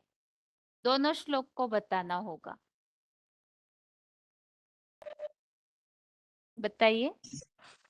ये तो है 2 अध्याय में जावान अर्थ उदापन शब्द तो संप्लुत के तापन शरण वेदसु ब्राह्मण से बीजानत, ये 2 अध्याय में है। और 7 अध्याय का देखना पड़ेगा मुझे। आगे तो बताइए, और भी फोन अनम्यूट याद है? था तो बोल दिया। हाँ जी, ठीक है। 21,411 बताइए। दीदी यही वाला मेरे भी था, यावन अर्थ उत्पन्न वाला ही था दीदी। बताइए आगे। हाँ जी, यही यावनार्थ उद्पान सर्वतो संप्लुत के तावान सर्वेषु वेदेषु ब्राह्मणस्य बीजानत। 7 का 26 का वेद और समतितानि वर्तमानि च अर्जुन भविष्यानि च भूतानि मांतु वेद न कश्चन। नहीं, यहाँ तो भगवान त्रिकालदर्शी ये बात है, लेकिन प्रश्न ये पूछा है कि भगवान का ज्ञान मिलने के बाद फिर उन्हें और कोई ज्ञान की आवश्यकता नहीं। ये बात 7वें अध्याय में भी मिलता जुलता अर्थ है, एकदम सेम तो नहीं है, लेकिन भाव उस तरह से ही आ रहा है उस श्लोक में। यदि मैं जी 7 बताइए, का 2 है 25,065। यही ज्ञानी न दीदी, 7 का 2 है ना दीदी, जिसमें बोला कि जिसे जानकर पुण्य इस संसार में अन्य जानने योग्य बाकी नहीं बचेगा, यानी कि भगवान के ज्ञान को जान लिया तो कुछ भी नहीं बचेगा। बहन जी 7 का 29 में भी है ना, जरा मरण मोक्षाय में आश्रितम दयंती ते ब्रह्म तन विदु कृष्ण अध्याय माता कर्म। जी, पहले तो हमें आप प्रश्न बताइए, प्रश्न क्या बताया है बताइए। बहन जी आपने बोला है कि ऐसे श्लोक बताओ जिसमें कि मतलब वो क्या बोला, मतलब जो समान हो, जिसमें भूल गई। प्रश्न ये पूछा है कि भगवान का ज्ञान मिलने के बाद हमें और कहीं भटकना नहीं पड़ता है। जी बहन जी, इस मेरा तरह से श्लोक से कौन मुझे सा एक है? प्रश्न पूछना था बहन जी। 1 मिनट रुकिए माता जी, अभी प्रसंग चेंज होगा, आप लाइन में ही रहिए। जी ठीक है, अभी उत्तर वैसे बता दिया है जिन्होंने बताना था।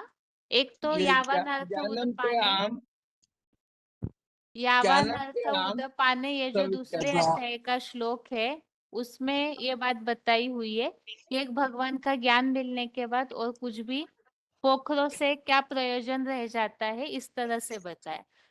गड्ढे गड़ी चून से कोई प्रयोजन नहीं है, माना और कम जो जलाशय है उसका पानी लेने कोई भी नहीं जाएगा। और ठीक इसी तरह से यहाँ अध्याय 7 का श्लोक नंबर 2, इसमें ये जो बात बताई है, ज्ञानम तेहम सविज्ञानम इदम वक्ष्यामि अशेषतः। तो इस श्लोक में यह बात बताई हुई है कि मैं तुझे विशेष ज्ञान योग सहित इस ज्ञान को पूरी तरह से बताता हूँ, जिससे जानकर ठीक है। पुनः इस संसार में अन्य जानने योग्य कुछ भी बाकी नहीं बचेगा। तो भगवान का ज्ञान मिलने के बाद और कहीं भी अन्य जगह भटकने की आवश्यकता नहीं होती है। ठीक है, जबलपुर के माता जी अभी बताइए, आप क्या बोल रहे थे? बहन जी मेरे को ये 26वां श्लोक बहुत दिन से पूछना था, मैंने बहन जी से भी पूछा था, तो बहन जी बोली मैं बाद में बताऊंगी, फिर नहीं बताया। वेदा महासम्पत्ति, ये 7वां श्लोक है ना, 7वें अध्याय का 26वां श्लोक। हाँ। इसमें ये लिखा ना है, अर्जुन में आजन्मा होने पे अटूट ज्ञान का भंडार सदाशिव संपूर्ण भूतकालीन और वर्तमान में भविष्यगात प्राणियों के बुद्धिमानों की बुद्धि होने से जानता हूँ, किंतु वो निराकारी न साकारी अव्यक्त मूर्ति हीरो शंकर महादेव को कोई नहीं जानता। इसका अर्थ क्या है जी? क्या क्या बात आपको समझ में नहीं आई माता जी इसमें? इसमें देखो, बोले मतलब मेरे को जानते हैं, मगर निराकार साकारी अव्यक्त मूर्ति हीरो शंकर महादेव को कोई नहीं जानता। इसका मतलब यहाँ ये बताया है कि मैं माना परम पिता शिव संपूर्ण भूतकालीन और वर्तमान व भविष्यगत प्राणियों को जानता हूँ। माना भगवान तीनों कालों को, प्राणियों के तीनों कालों को जानते। माना हम आत्माओं में क्या पार्ट भरा हुआ है तीनों कालों में, वो भगवान जानते हैं। लेकिन भगवान को कोई भी नहीं जानता, मुझको कोई नहीं जानता। वास्तव में ये बात है। फिर यहाँ अभी बात आ रही है कि साकार के द्वारा जो निराकार प्रत्यक्ष होते हैं, तो ये क्लैरिफिकेशन में बाबा ने बताया कि साकार निराकारी और साकारी अव्यक्त मूर्ति हीरो शंकर महादेव को कोई नहीं जानता। मतलब है जो अव्यक्त मूर्ति ना की ये जो संपन्न स्टेज है, इसे ज्ञान कम होने के कारण कोई जान नहीं पाते हैं। ऐसे 25वें श्लोक में इसी बात को बताया ना कि मूर्ख बना यह संसार मुझ अजन्मा अविनाशी को नहीं जान पाता। जी अभी बहुत बताइए। मैं सोच रही थी बहन जी से पूछूंगी, मुझे थोड़ा अब ठीक आ है, गया। ठीक है। अभी हाथ नीचे किए हैं और बिना देखे श्लोक बताने के लिए यह प्रश्न है।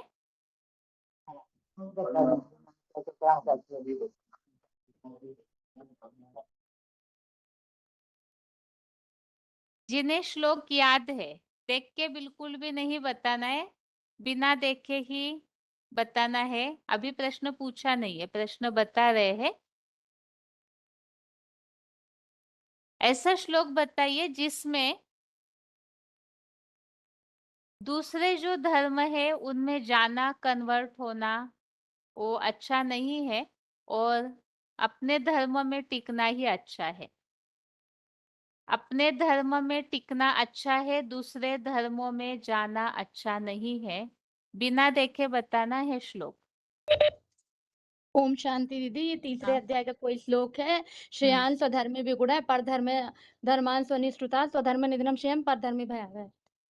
ओम शांति दीदी, वो ही है। हाँ जी, वही मना बिना देखे बताना है। बताइए आ रहा है। बिना देखे दीदी। बताइए बताइए। परधर्मो भयावह, स्वधर्मो निधनम श्रेय, परधर्मो भयावह। ठीक है, बताते जाइए। फोन अनम्यूट होते जा रहा है जिनका। स्वधर्मे निधने श्रेय, परधर्मो भयावह। स्वनिष्ठिता पूरा तो बताया नहीं माता जी। 25-10 श्रेयान स्वधर्मो विदन परधर्मो भयावह। निधनं श्रेय, परधर्मो भयावह। अच्छे से बताइए। बोधन 24-184 माता जी, अधूरा बताया। श्रेयान स्वधर्मो निधन परधर्मो भयावह। श्रेयान स्वधर्मो श्रेयान स्वधर्मो निधन परधर्मो भयावह। ओम शांति। ये भोपाल बताइए माता जी। भोपाल ये तीसरे अध्याय का 35वां श्लोक है। श्रेयान स्वधर्मो विगुण परधर्मात् स्वनिष्ठितात् स्वधर्मे ठीक है, आगे। श्रेयान स्वधर्म विगुण परधर्म स्वनिष्ठितात् स्वधर्मे निधनम श्रेय, परधर्म भयावह। भयावह। ठीक है, आगे बताइए माता जी। ओम शांति भवनी। श्रेयान् स्वधर्मो विगुणः परधर्म स्वनुष्ठितात् स्वधर्म निधनं श्रेय परधर्मो भयावह। आगे दीदी बताते जाइए। हाँ जी, स्वधर्मो विगुणः परधर्मात् स्वनुष्ठितात् स्वधर्मे निधनं श्रेय परधर्मो भयावह। फिर से बताइए माता जी। श्रेयान् स्वधर्मो विगुणः परधर्मात् स्वनुष्ठितात् स्वधर्मे निधनं श्रेय परधर्मो भयावह। ठीक है, आगे बताइए। श्रेयान् स्वधर्म निधनो परधर्मो स्वानुतिष्ठतात् स्वधर्मो निधने श्रेय परधर्मो भयावह। ठीक है, आगे बताइए। ओम शांति बहन जी। हाँ जी। श्रेयान् स्वधर्मो विगुणः स्वधर्मात् परधर्मात् अनुष्ठितात् स्वधर्मे निधनं श्रेय परधर्म स्वनुष्ठितात् स्वधर्मे निधनं श्रेय परधर्मो भयावह। स्वधर्म निधनम श्रेय परधर्मो भयावह। और बहन जी ये वाला भी आ सकता है, सर्वधर्मान् परित्यज्य मामेकं शरणं व्रज। 18 का 66। हाँ जी, आ सकता है। ठीक है, अभी फिलहाल तो इसी श्लोक के हिसाब से प्रश्न था, यही बताना है। जी। तीसरे अध्याय का। हाँ जी, बताते जाइए जिनका अनम्यूट हो रहा है। ओम शांति दीदी। हाँ जी। श्रेयन् सर्वधर्मो विगुणः परधर्मात् स्वनुष्ठितात् स्वधर्मे निधनं श्रेयः परधर्मो भयावह। ओम शांति दीदी। ओम शांति। आगे बताइए, छोटे फोन से अनम्यूट है किसी का। सूरत बताइए माता जी। 29,340। हाँ दीदी, श्रेयान् स्वधर्म विगुण परधर्म निधनम श्रेय परधर्म भयावह। स्वधर्मे निधनम से परधर्मो भयावह। याद है। आगे हाँ, सतना के माता जी याद है, बताइए। ओम शांति दीदी। श्रेयान् स्वधर्मो निगुणः परधर्मानुतिष्ठितान् स्वधर्मे निधनम से परधर्मो भयावह। उच्चारण थोड़ा ठीक नहीं हुआ माता जी, फिर से बताइए। श्रेयान् स्वधर्मो निगुणः विगुणः विगुणः हाँ विगुणः परधर्मानुतिष्ठिताः स्वनुष्ठितात् पर धर्मानुतिष्ठिताः नहीं आ रहा दीदी। स्वनुष्ठितात्। हाँ जी, आगे बताइए। छोटे हाँ फोन दीदी। से। हाँ जी। श्रेयान् स्वधर्मो परधर्मात् स्वनुष्ठितात् स्वधर्मे निधनं श्रेय परधर्मात् आगे बताइए। बताते जाइए, कई सारे फोन अनम्यूट है आगे। श्रेयान् स्वधर्मो परधर्मात् स्वनुष्ठितात् स्वधर्मे निधनं श्रेय परधर्मो भयावह। छोटे फोन से कोई माता जी बोल रहे काफी देर से, बताइए। हेलो दीदी। हाँ जी। हेलो ओम शांति। हाँ जी। 10341। श्रेयान् स्वधर्मो विगुणः परधर्मात् स्वनुष्ठितात् स्वधर्मे निधनं श्रेय परधर्मो भयावह। ठीक है। हाँ जी। श्रेयान् स्वधर्मो विगुण परधर्मान् निष्ठितात् स्वधर्म निधन श्रेय परधर्मो भयावह। आगे बताइए। हेलो। हाँ जी। 1296 बताइए। स्वधर्म निधनं श्रेयः परधर्मो भयावह। श्रेयान् स्वधर्मो विगुण और परधर्मान् निष्ठितात् स्वनुष्ठितात् स्वधर्म निधन श्रेयो परधर्मात् भयावह। परधर्मो भयावह। परधर्मो भयावह। 6045। ओम शांति। श्रेयान् स्वधर्मे विगुणः परधर्मात् स्वनुष्ठितात् स्वधर्मे निधनं श्रेयः परधर्मे भयावह। आगे बताइए। हाँ जी दीदी। श्रेयान् स्वधर्मो विगुणः परधर्मात् स्वनुष्ठितात् स्वधर्मे निधनं श्रेय परधर्मो भयावह। बनारस बताइए। अभी छोटे फोन से स्वधर्मो निधनं श्रेय परधर्मो भयावह। हाँ जी। बताइए। श्रेयान् स्वधर्मो विगुणः परधर्मात् स्वनुष्ठितात् स्वधर्मे निधनं श्रेय परधर्मो भयावह। हाँ जी, आगे बताइए। जुनू माता बालेश्वर। श्रेयान् स्वधर्म विगुण परधर्म संतुष्टिता धर्म निधन स्वयं परधर्म भयावह। आगे बताइए। श्रेयान् स्वधर्मे विगुणः परधर्मात् स्वनुष्ठितात् स्वधर्मे निधनं श्रेयः परधर्मात् भयावह। परधर्म भयावह। धर्मात नहीं है, परधर्म। अच्छा, परधर्मो भयावह। ठीक है, बताइए आगे किनका अनम्यूट है।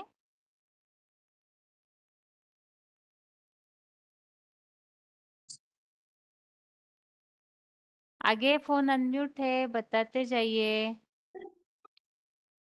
हाँ जी दीदी, मेरे को तो आधा ही आता है। स्वयं धर्मे निधनम श्रेय परधर्मो भयावह। अच्छा, आगे श्रेयान् बताइए। श्रेयान् स्वधर्म विगुणं परधर्मात् स्वनिष्ठितात् स्वधर्म निधनं श्रेयं परधर्मं भयावह। आगे। ओम शांति दीजिए। हाँ जी। श्रेयान् स्वधर्मो विगुणः परधर्मात् स्वनिष्ठितात् स्वधर्मे निधनं श्रेयः परधर्मो भयावह। ओम शांति। ओम शांति। आगे बताइए। दीदी मैं बताते अभी। श्रेयान् स्वधर्मो विगुणः परधर्मात् स्वनिष्ठितात् स्वधर्मे निधनं श्रेयः परधर्मो भयावह। ठीक है, जबलपुर। डबल रोटेल फाल తెచ్చిచ్చింది నాకు. जबलपुर। श्रेयान् स्वधर्म विगुण परधर्मात् स्वनिष्ठितात् स्वधर्मे निधनं श्रेयः परधर्मः भयावह। सतना के माता जी बताइए। श्रेयान् स्वधर्मे विगुणः परधर्मान् स्वनुष्ठितात् स्वधर्मे निधनं श्रेयो परधर्मो भयावह। आगे। ओम शांति बहन जी। श्रेयान् स्वधर्मा विगुणः परधर्मात् स्वनिष्ठितात् स्वधर्मे निधनं श्रेय परधर्मा भयावह। ठीक है, आगे के लिए भी 7वें अध्याय को पढ़ करके रखिएगा। आज तो अचानक बोला, लेकिन अगले क्लास में भी वही रहेगा और 2-3 क्लासेस में, ताकि 7वां अध्याय पूरी तरह से रिवाइज हो सके। अभी आज के लिए क्लास यहाँ ही पूरा करते हैं। ओम शांति।